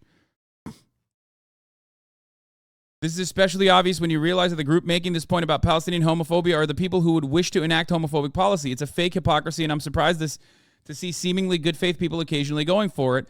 Palestine doesn't support the LGBTQ community. I'm about to tell you something about the United States that's going to blow your mind. What do I always say? Conservatives fucking hate conservatism in other countries. People like Ben Shapiro will unironically use this argument, which is mind-boggling to me. Why are you supporting the attackers? You have made this assessment. Why have you made this assessment? You put that puzzle piece together. Why did you put that puzzle piece together? Because in your mind, you understand that one side's actions are also immoral. And this is the first time you are coming to that recognition. So all of a sudden you go, wait, what do you mean? Is this justified? Is there justification for this? You made that assessment. I never said it's justified. I think it's unjustified. I said it time and time again. Just ban and move on. They want a clip.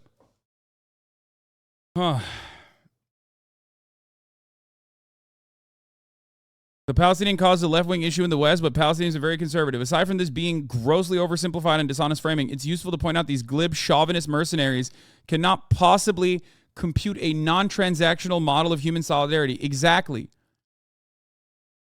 I'll give you an example from domestic politics that you will understand if you are living in the United States of America, or if you are living, okay? If you're living in the United States of America, or if you are living in the Western world. I always talk about universal health care. Okay? Universal health care does not mean health care for only the people I like. Universal health care means health care for all, which includes people I don't like, which includes evil people, which includes people that I think would better serve a prison sentence than breathe the free man's air. It means for all, including even Nazis. Okay? Ridiculous. Does this mean that I like Nazis? Of course not. They've made my life a living hell for the past 10 fucking years. And beyond that, they are gross and abhorrent, obviously, and idiotic. But that does not change the reality that the goal is, no, I'm not taking a moral high ground. This is not taking the moral high ground. My friend, you are wrong. You have to understand. This is self-interest. I am not taking the moral high ground when I say Medicare for all means all, including those who I disagree with, including those who are brutal and barbaric. Why do I say this? It's not the moral high ground at all. It's actually a means of self-interest. I am self-interested when I say Medicare for all. Why? Because as long as you solve the underlying material inequalities, you make it much harder for people to have reactionary points of view. That's it. That's it. Do you think that American Christian militias are not just as fundamentalist as the ISIS right-wing brigades are? The Islamic fundamentalists are? They are. Why do they not fucking go around and slaughter every single person that they consider to be unchristian-like? Do you want to know why? Because they're too busy eating fucking jalapeno poppers at Applebee's. Because they're too fucking fat. Okay? That's why. Because their conditions are not living hell. Now, of course, the more we make these conditions living hell, the more people are aware of the inherent contradictions, the worse their actions will get, the more violent their actions will get.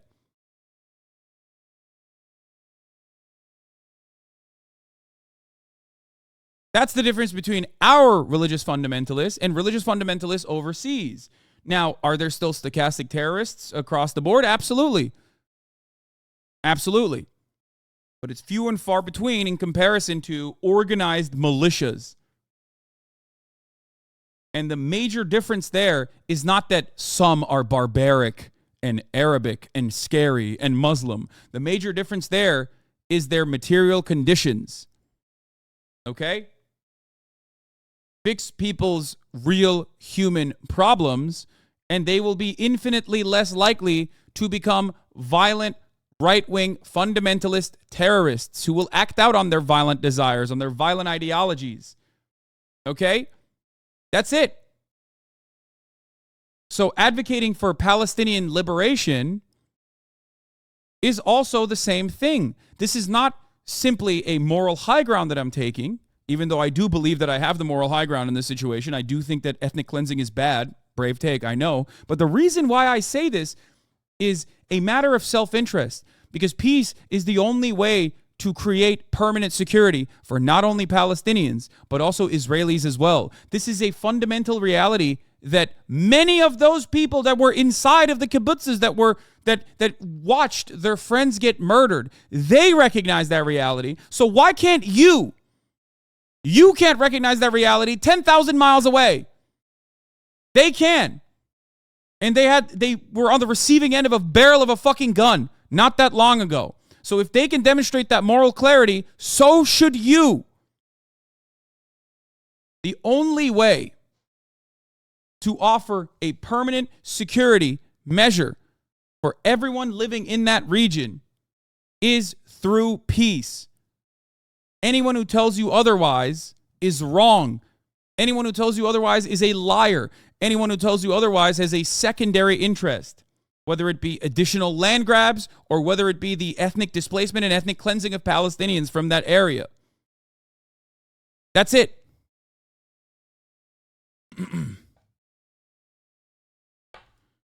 Fuck.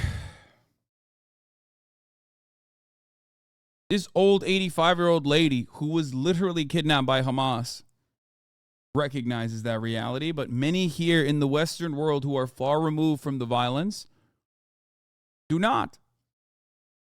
Because they have no personal stake in the matter for the most part. Their interest is just simply watching it on Reddit. Like it's a movie that they're watching with good guys and bad guys. One thing I will say is the quicker you recognize that Israel cares more about killing and forcibly displacing Palestinians than they do about the security of Israelis, the easier you can comprehend the situation on hand. Okay? They care more about killing Palestinians than they do about offering permanent security assurances to their own citizens. This plays out in its domestic policy, and this plays out in its policy against Palestinians in general.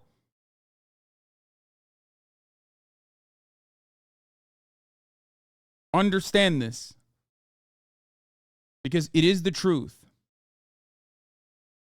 Okay, let's go. With a handshake and a goodbye to her Hamas captors. I have to pee. I'll be back.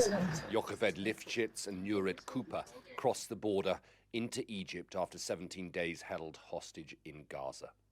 They were taken back to safety in Israel by the International Red Cross. This morning at the hospital in Tel Aviv, where they're recovering, 85-year-old Yocheved told her story. My mom is saying that she was taken on the back of a motorbike with her body, with her legs on one side and her head on another side. That she was taken through the plowed fields with a man in front on one side and a man behind her. And that while she was being taken, she was hit by sticks. There were people there who took care of all the needs. We can say that to their credit. And they made sure that we will be clean and eat. Yocheved's husband, Oded, is still being kept hostage. She said that they were split up and held separately in Gaza. Our hopes from our father and for all the hostages is that they will come home safely. Israel's military says it is prepared for a ground invasion and just awaiting the orders to go. But there are reports that the US doesn't agree that they are ready yet. Language from some parts of the Israeli government. I think the real reason why the U.S. says they're not ready yet is because they have to mobilize more troops to ensure that if there is a second front war that opens up either from Lebanon or from Syria or, God forbid, Iran, that they are adequately prepared for it. That's it. They want to flex their military might in the region as best as they possibly can to intimidate other regional powers, to ensure that they do not actually go in and open up a 2-front, 3-front war for Israel, which would be incredibly damaging. I'm afraid, and I hope that this is not the case. Also, I can't watch the Piers Morgan interview. I'm sorry. Late Cuba, can you explain what the formation of Hamas was by design? You were explaining how the formation of Islamist fundamentalist groups was inevitable. Because religion is a tool of organizing. And if your material conditions are horrifying, okay, then obviously people are going to find themselves under the banner of a group of individuals that they might not even ideologically agree with.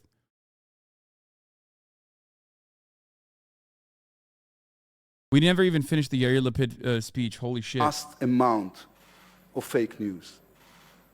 There has never been a more cynical and horrific abuse of freedom of speech. My argument is that the media can't just claim to bring both sides of the story. If you do that, you are only bringing one, Hamas' side. That's cowardly and it's lazy.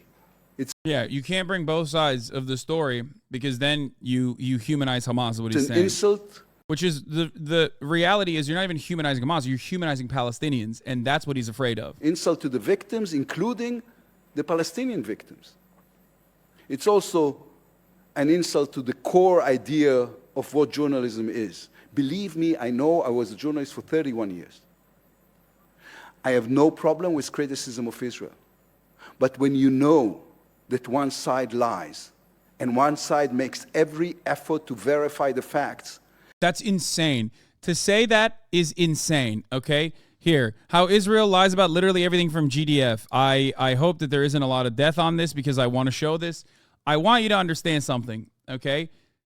The IDF does not have a strong track record of being truthful. No state does. America certainly doesn't either, okay? Make no mistake. This is not just simply about the IDF. This is about most states, okay?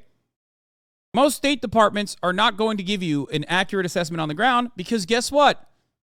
They're trying to do propaganda. They are trying to do biased propaganda that features misinformation, okay? That's it. Just so you understand. But if you are wondering how that works, well, here, let's take a look at this video. News out of the Middle East. Have you noticed something? Breaking news out of the Middle East. Israeli Defense Forces say the Israeli military says Hamas. As Israel says it targeted tunnels and weapons manufacturing sites. Israel says. We spoke with the international spokesperson from the IDF, Richard Hecht. Israeli authorities say. The Israelis say. Israel says. Israel's defense forces saying. Israel saying. That's according to the Israeli military. Israel says. Every single time. But over in Israel, prominent journalists stopped believing the military years ago. Back in 2015, Gideon Levy would write a scathing article in the Israeli Haaretz saying, quote, "The policy of denial and disconnection from reality is rising to a dangerous level, and the illness is getting worse. Israel further entrenches itself in its imaginary reality. It's all just a matter of Hasbara, the Israeli euphemism for propaganda." Now, the term Hasbara has its nuances. Hasbara is one of those wacky Israeli words that defy translation, but as senior Haaretz correspondent Anshel Pfeffer maintains, Hasbara is simply the act or profession of explaining. Even going so far as to say, Hasbara is now one of the basic tenets of 21st century Zionism. Indeed, many Israeli media outlets and think tanks are comfortable with this official-sounding interpretation. And in fact, Hasbara is a fully codified institution. Sufi Masoudi, I'm sorry, you are wrong. You talk about the mistakes of the Soviet Union, but what I'm trying to tell you is you are making the same mistakes. No, you are absolutely wrong. If you think that the overwhelming majority of Palestinians were not more comfortable with secular formations, you're wrong. The only reason why they moved against secular organization, away from secular organizations to Hamas is because, one, their leaders were executed, or their leaders were routinely, and even to this day, shown to be patsies for the Israeli government. That was by design, okay? What I'm talking about is not necessarily a forcible secularization of Palestinian peoples or ensuring that Palestinians should not be allowed, forcing Palestinians to not be able to believe in whatever they want to believe and forcing them to be under this, French-style secular democracy, okay, where they can't be fucking Muslim. What I'm simply stating is that if you think that Hamas gained prominence specifically because of their them being Muslim or them being more fundamentalist or them being Islamist, okay, you're wrong. They ran an anti-corruption campaign at a time when the secular forces were understandably viewed by Palestinians, at least not the same amount of Palestinians back then, but at least at least a decent number of Palestinians, a plurality of Palestinians, saw secular Palestinian formations as patsies for the United States government and also for Israel. That's not what I'm saying. Okay, well, I don't want to argue with you on this. How do you think Muslims want Islam to rule? Wait, how you don't think Muslims want Islam to rule? How? That's such a funny fucking take, man. That's a funny take. How would I think? Why would I think that? Just literally, just think about it. Well, I mean, here, I'll clue you in on it. My name is Hassan, okay? So just like think about that for a second. Maybe you can figure it out, okay?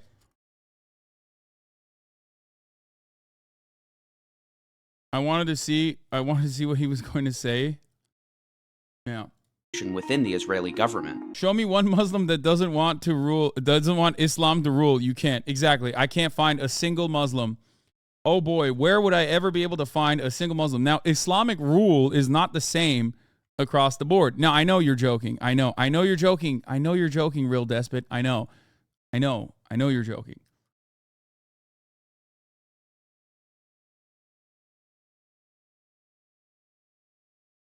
I'll give you the example of Israel. Do you think Israelis want, do you think there is a broad majority of Israelis that are championing a far-right religious theocratic governance? Or do you think they protested against that? Now, obviously, they don't realize that you can't just refuse to recognize the existence of an apartheid and then continue to say, oh, well, on the domestic front, we actually disagree. No, that's not correct. No, Israelis do not want a fucking theocratic governance at all. You are so wrong. 80% of Israelis support gay marriage. What the fuck are you talking about? No, there is certainly a sizable amount of the population, but that's how Netanyahu was able to build a coalition. If that was the case, if this wasn't a necessary coalition building with further right-wing elements within the country, then there would be no need for a coalition. Likud in and of itself, or even the more right-wing elements in Israel in and of themselves would be able to maintain majority rule. You guys are wrong. Although Israeli politics is very right-wing, and every Israeli will tell you that if they are honest about it, okay? Israeli politics is Israeli politics is a dance between right-wingers, center right-wingers, and far right-wingers, and even further right-wingers, okay?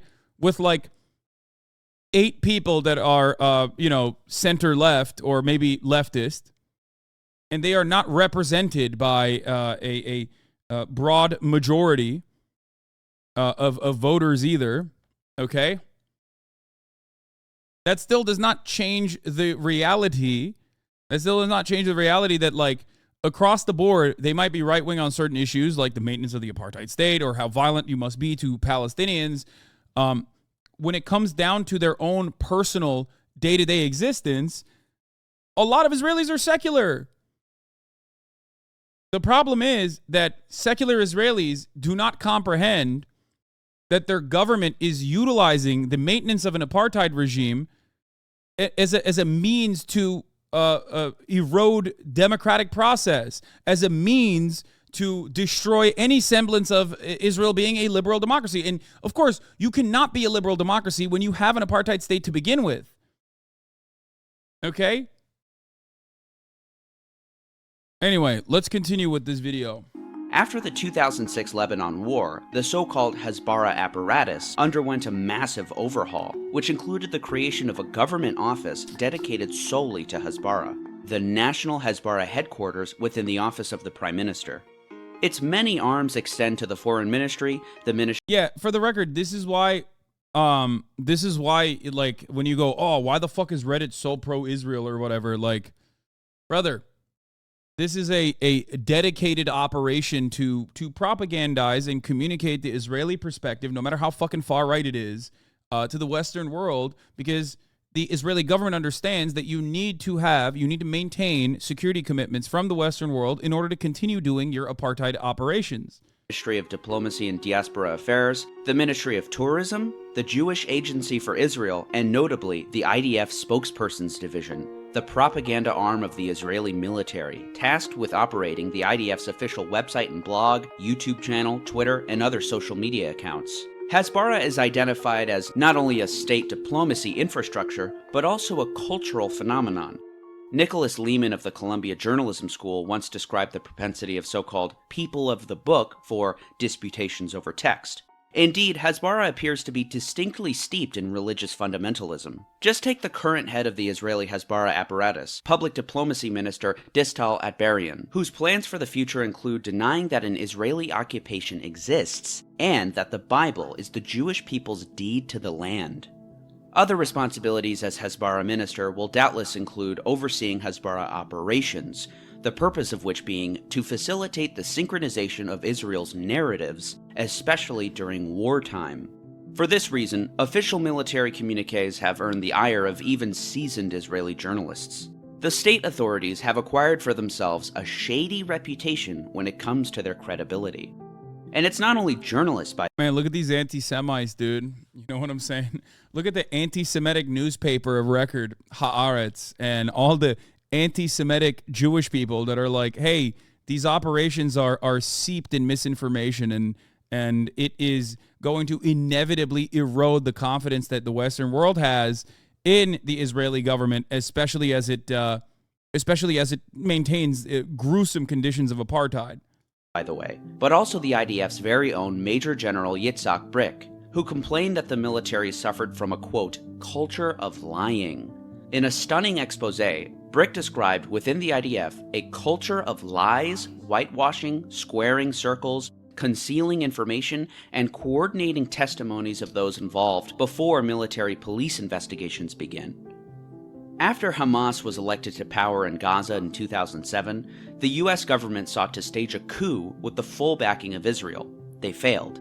After which, Egypt brokered a ceasefire, which Israel violated in November of 2008 by staging a cross-border raid, which killed 6 Hamas officials.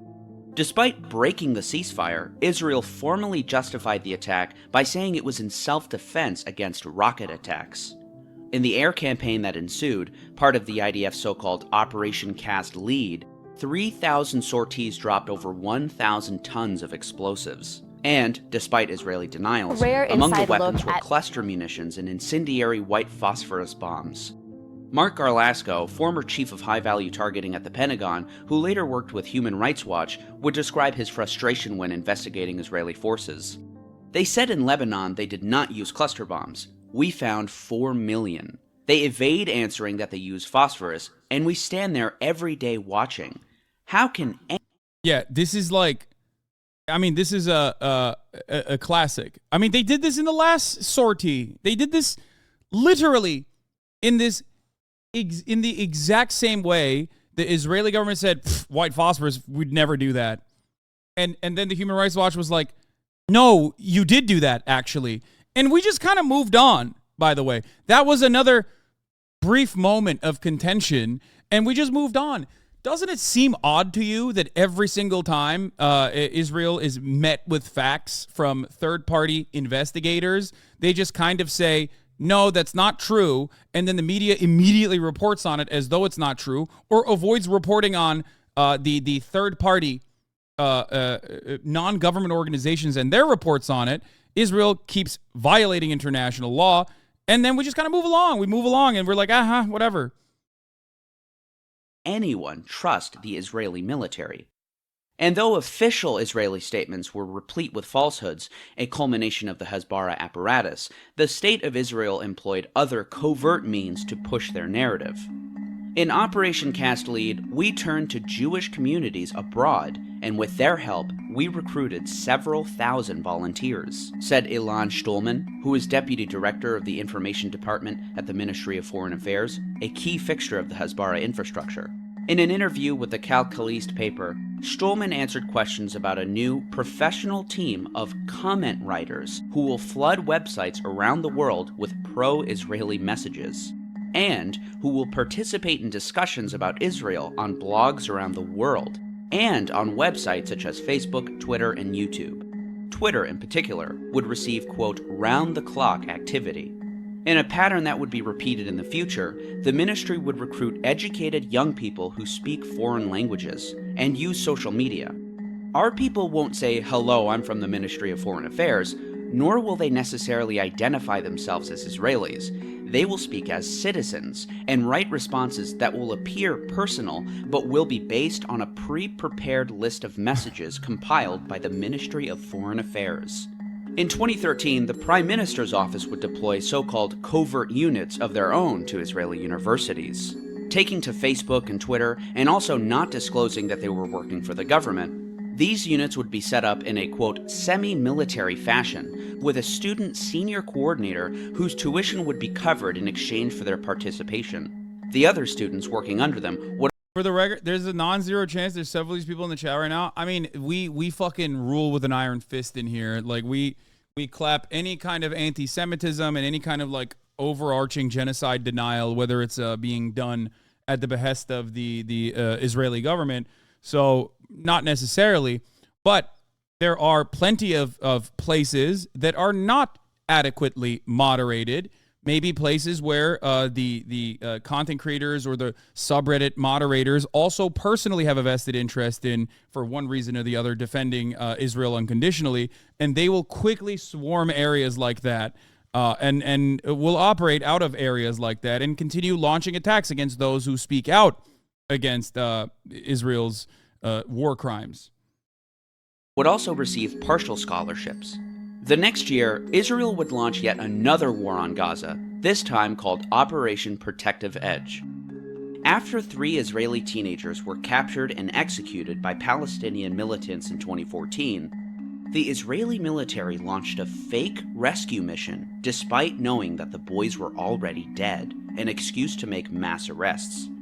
The massive air war that ensued destroyed 18,000 homes in Gaza and killed thousands of people, in one of the most devastating consequences of Israeli lies via Hezbollah in recent memory.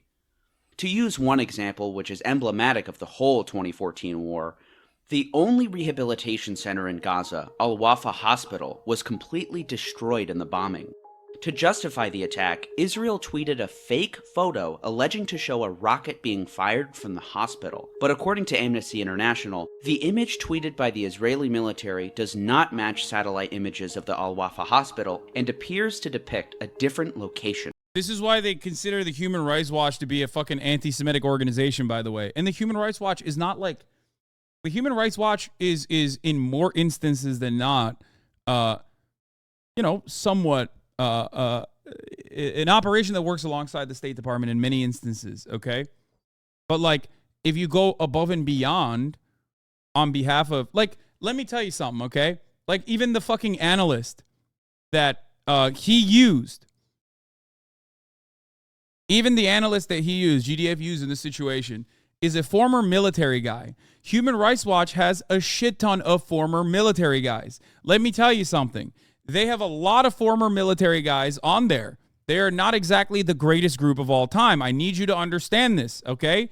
A lot of former military guys, including, what's his face? The guy who fucking thought he killed Chemical Ali and ended up killing like 18 Iraqi children.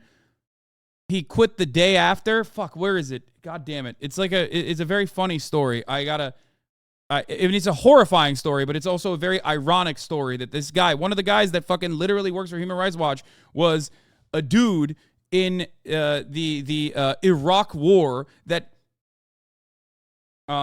is it Mark Gerlasco? Is that the guy? I don't know if that's the guy. No. Because that guy was suspended. Mark Gerlasco is the rights analyst that was suspended over a Nazi-era collection, the guy that he used. I just need you to understand. I need you to understand something. The Human Rights Watch, it took them until 2021 to consider Israel to be an apartheid state. That is like 20 fucking years, 30 years, maybe 50 years too late, okay?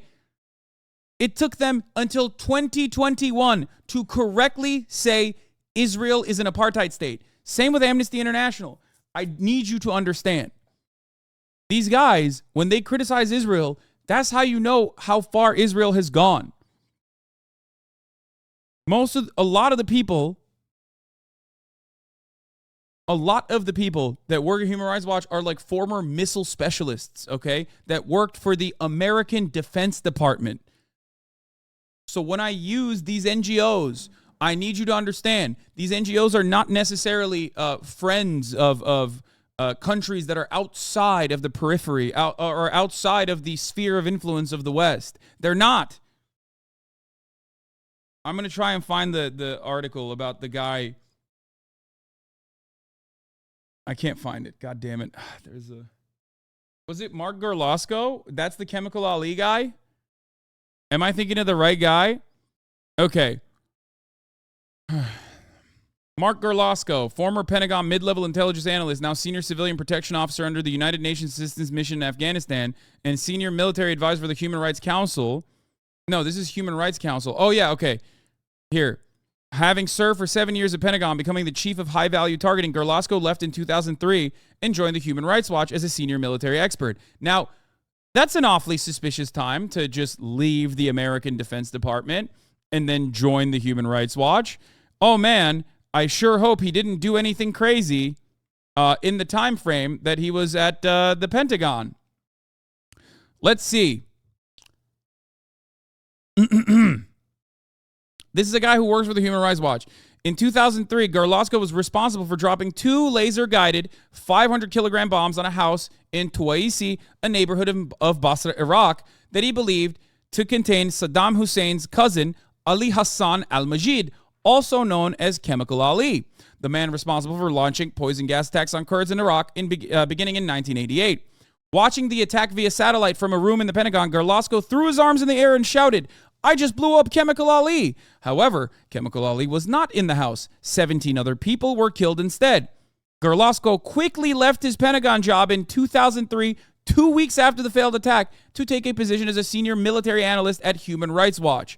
So when I tell you that these guys, who he then was also was suspended from Human Rights Watch for having Nazi memorabilia, when I tell you that these are guys who are not exactly good dudes, who are not exactly kind dudes, who themselves are war criminals, okay, that work at the Human Rights Watch,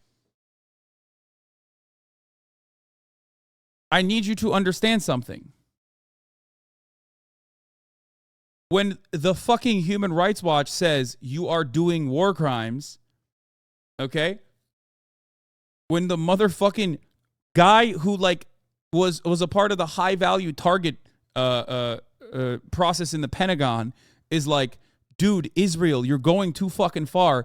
You have to understand, Israel is without a shred of doubt going too fucking far. These guys would never in a million years, they would never in a million fucking years turn around and criticize an American ally.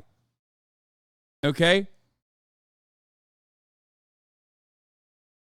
They would not criticize an American ally. They would not criticize and speak out against an American ally, one of the most important American allies in the region, if it wasn't because it is literally going way too fucking far. Please don't say yes, they would, okay? These are the same guys that actually rip into anyone that is outside of... Wait, he mentioned me? Uh-oh. My 22-year-old just came in screaming, "My dad was quoted by Hassan the Hun, said you are now awesome, Dad. Thanks for the validation, my man." Uh-oh. Well, yeah, he's great.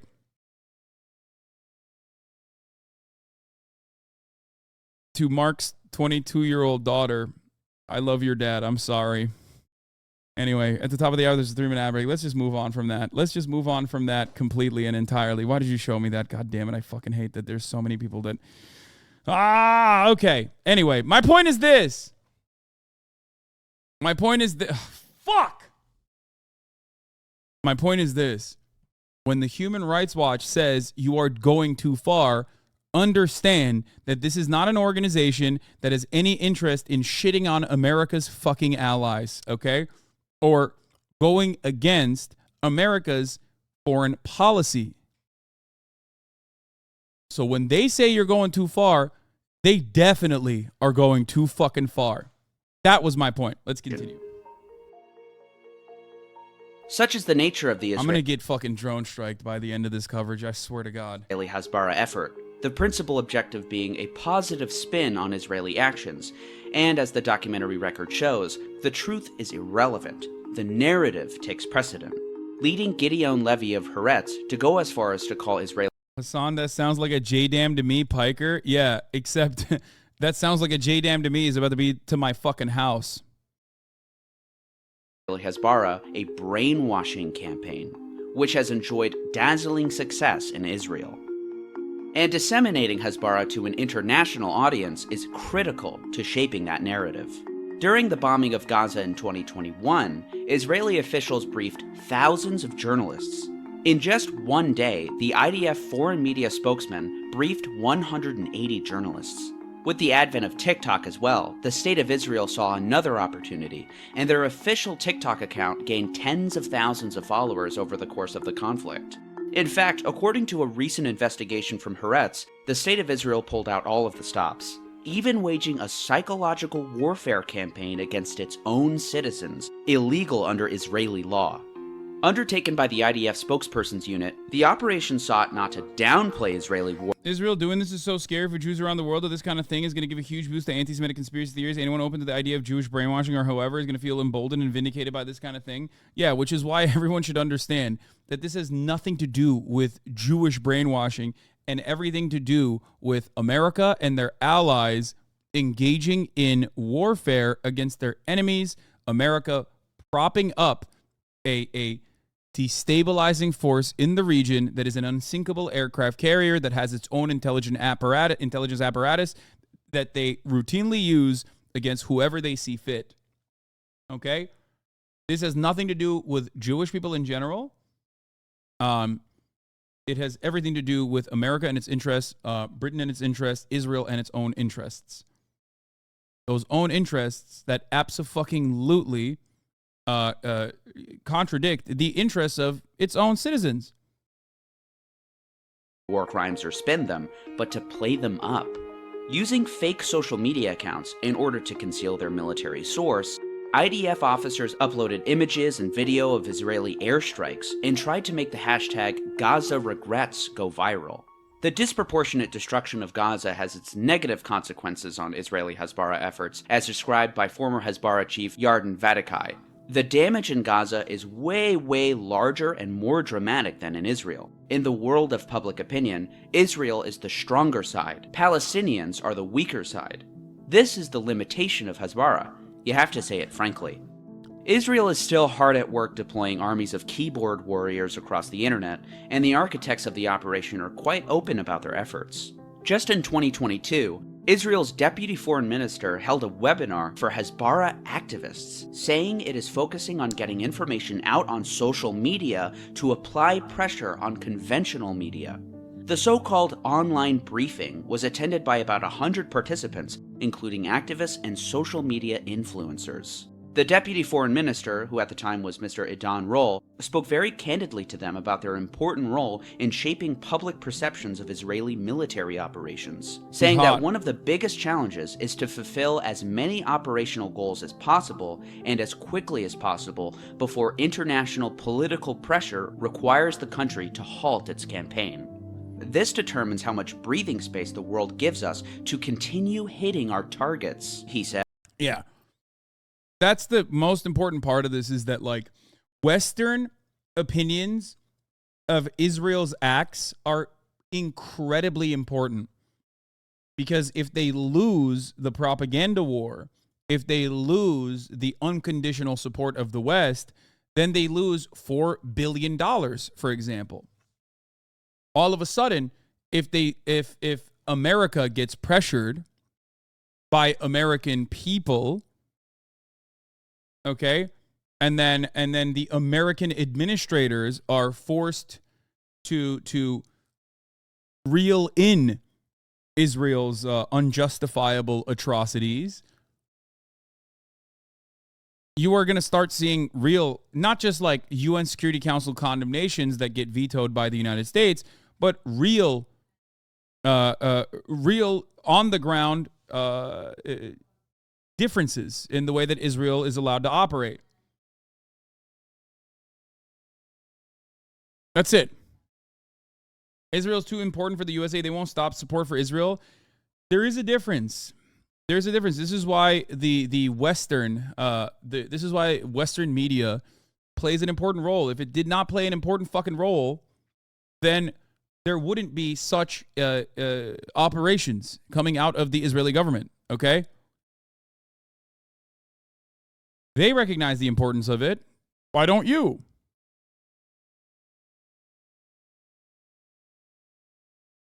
If it wasn't genuinely important to make sure that any kind of dissent against Israel and its war crimes needs to be shut down immediately, there wouldn't be operations such as the Canary Mission, right? That literally doxes anyone and everyone that is critical of Israel and calls them vicious anti-Semites. There wouldn't be there wouldn't be an entire division of English-speaking spokespeople that you see on Western media every fucking day. And when you say, if you think that this is nonsensical and that America's interests or America's involvement is marginal, look at the defense minister who yesterday or 2 days ago openly admitted that the reason why they had to allow humanitarian aid into Gaza was because America told them to.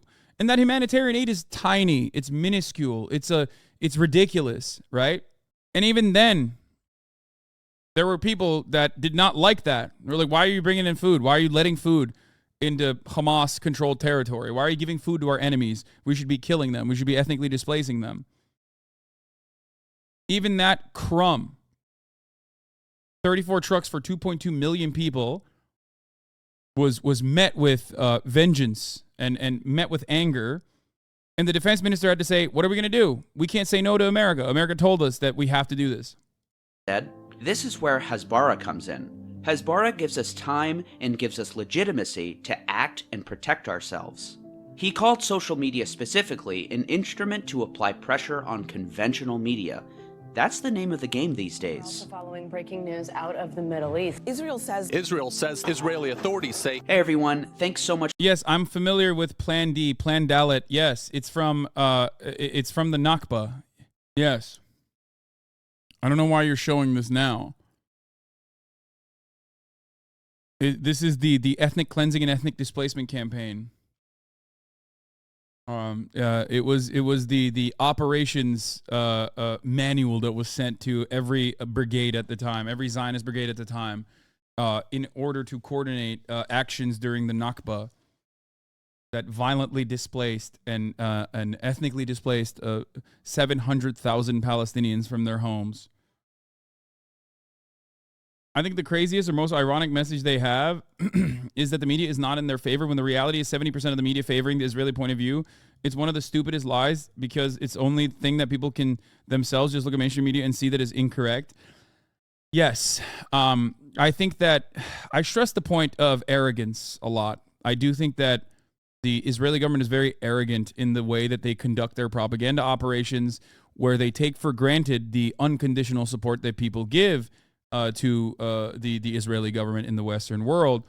And oftentimes will find themselves yelling at fucking Gigi Hadid, or while they're literally conducting an ethnic cleansing campaign in Gaza, the Israeli government will go out and tweet like a fucking 16-year-old on Tumblr about your silence is violence, sweaty, at fucking Gigi Hadid while they're killing children.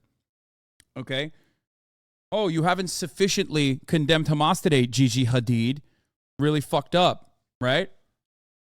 And it's fucking insane. I'll give you some examples of this arrogance, okay? One example I saw was in Indian television, as a matter of fact. A woman was wearing a sari.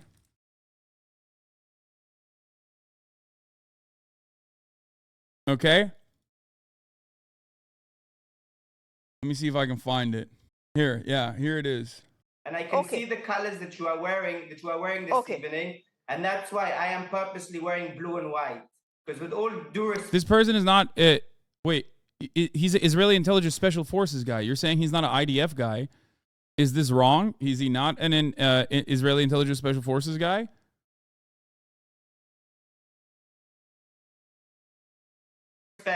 to the green, the red, and the black that you have purposely put on this evening, blue and white will always prevail. Let's not divide colors on the basis of religion. It sometimes happens in my country as well. And also to tell you, Frederick, the garment I'm wearing is a sari, and it's my grandmother's. If she was alive, she would have been about 105 years old today. By the way, classic moment where he went, "Oh, you must be wearing those colors because you want to secretly defend Palestinians," which I think is abhorrent and wrong. But that's why I'm wearing the blue and white. Projection. Always. Literally assuming that whoever the fuck you're talking to is your enemy, okay? And then also literally saying, I'm doing the thing that I'm actually suggesting you're doing. It's fucking nuts. She didn't know what his Israel-Hamas conflict was, and this sari in no way signifies any support for any side. What has happened in Gaza, the bombing of the hospital, 5 people dead, is simply criminal. What I'm wearing right now is simply my grandmother's sari. It signifies nothing else. Beautiful. We'll leave it there for the Save moment. it for Thank a you very different much. occasion. Frederick? Save it for a different occasion.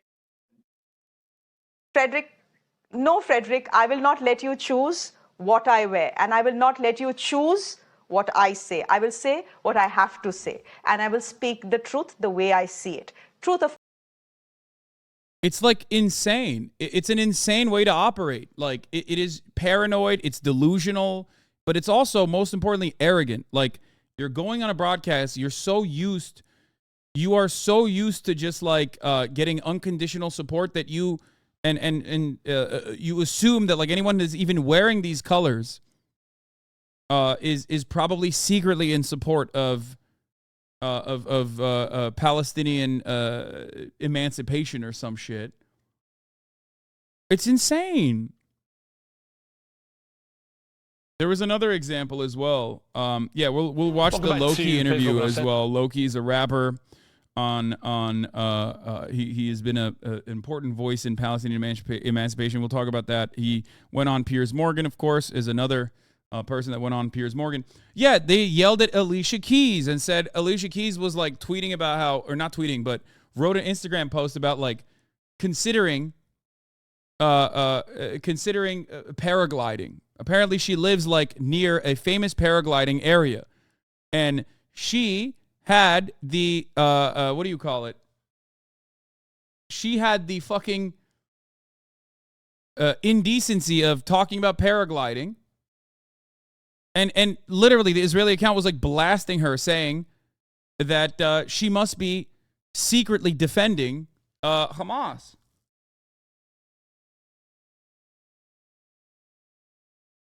Yeah, she was also wearing green. Didn't she delete the post? Yeah, of course she did, because she's a fucking celebrity. She doesn't know anything that's going on. She deleted the post.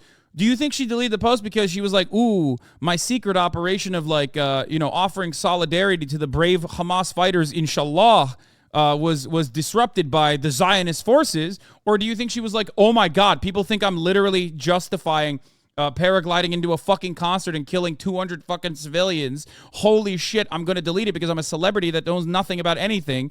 And why the fuck would I even... why the fuck would I actually... It's still up. No, we're not talking about her now. We're talking about Alicia Keys. I don't even know if she actually deleted it. You know who deleted it? The Greta Thunberg Octopus Saga, which was another one. That was insane. Here's people shitting on her for 9.5 million views. Alicia Keys posted this pro-Hamas filth on Instagram, even going so far as to say she's interested in paragliding. Like Hamas paraglided into the concert in towns where they raped and killed over 1,000 civilians. Hamas colors. Read her caption under the picture. What would you do if you weren't afraid of anything? Tell me your truth. I've had my eyes on paragliding.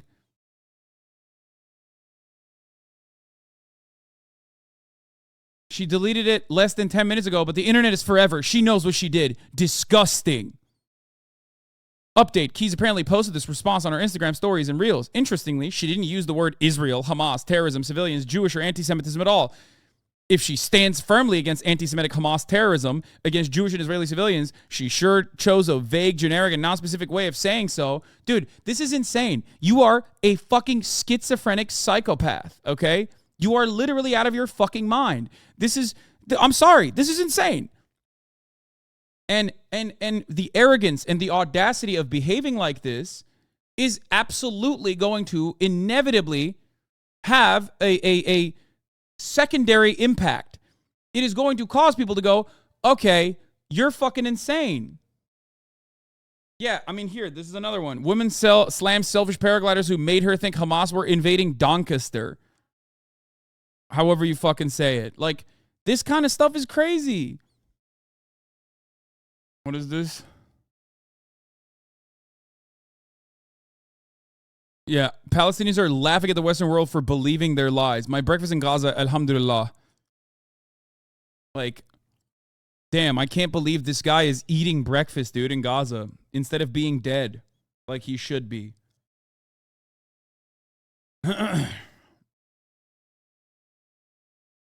Who was that person who got mad at a free parking sign? E. Fartlow? Yeah, E. Fartlow being like, oh, the Jews are tired. I saw a fucking sign that said free parking and I thought it said free Palestine.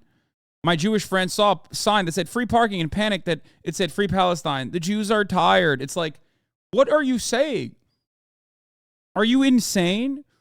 Why is saying free Palestine supposed to fucking erode you? You're Scottish, first of all. Like, what the fuck are you doing? What are you saying? Be normal. Now the new line, the new propaganda line is also, yes, if you call for a ceasefire but not the release of hostages, you may hate Jews. I've heard this from so many people now. This is the new line. Damn, this guy's good.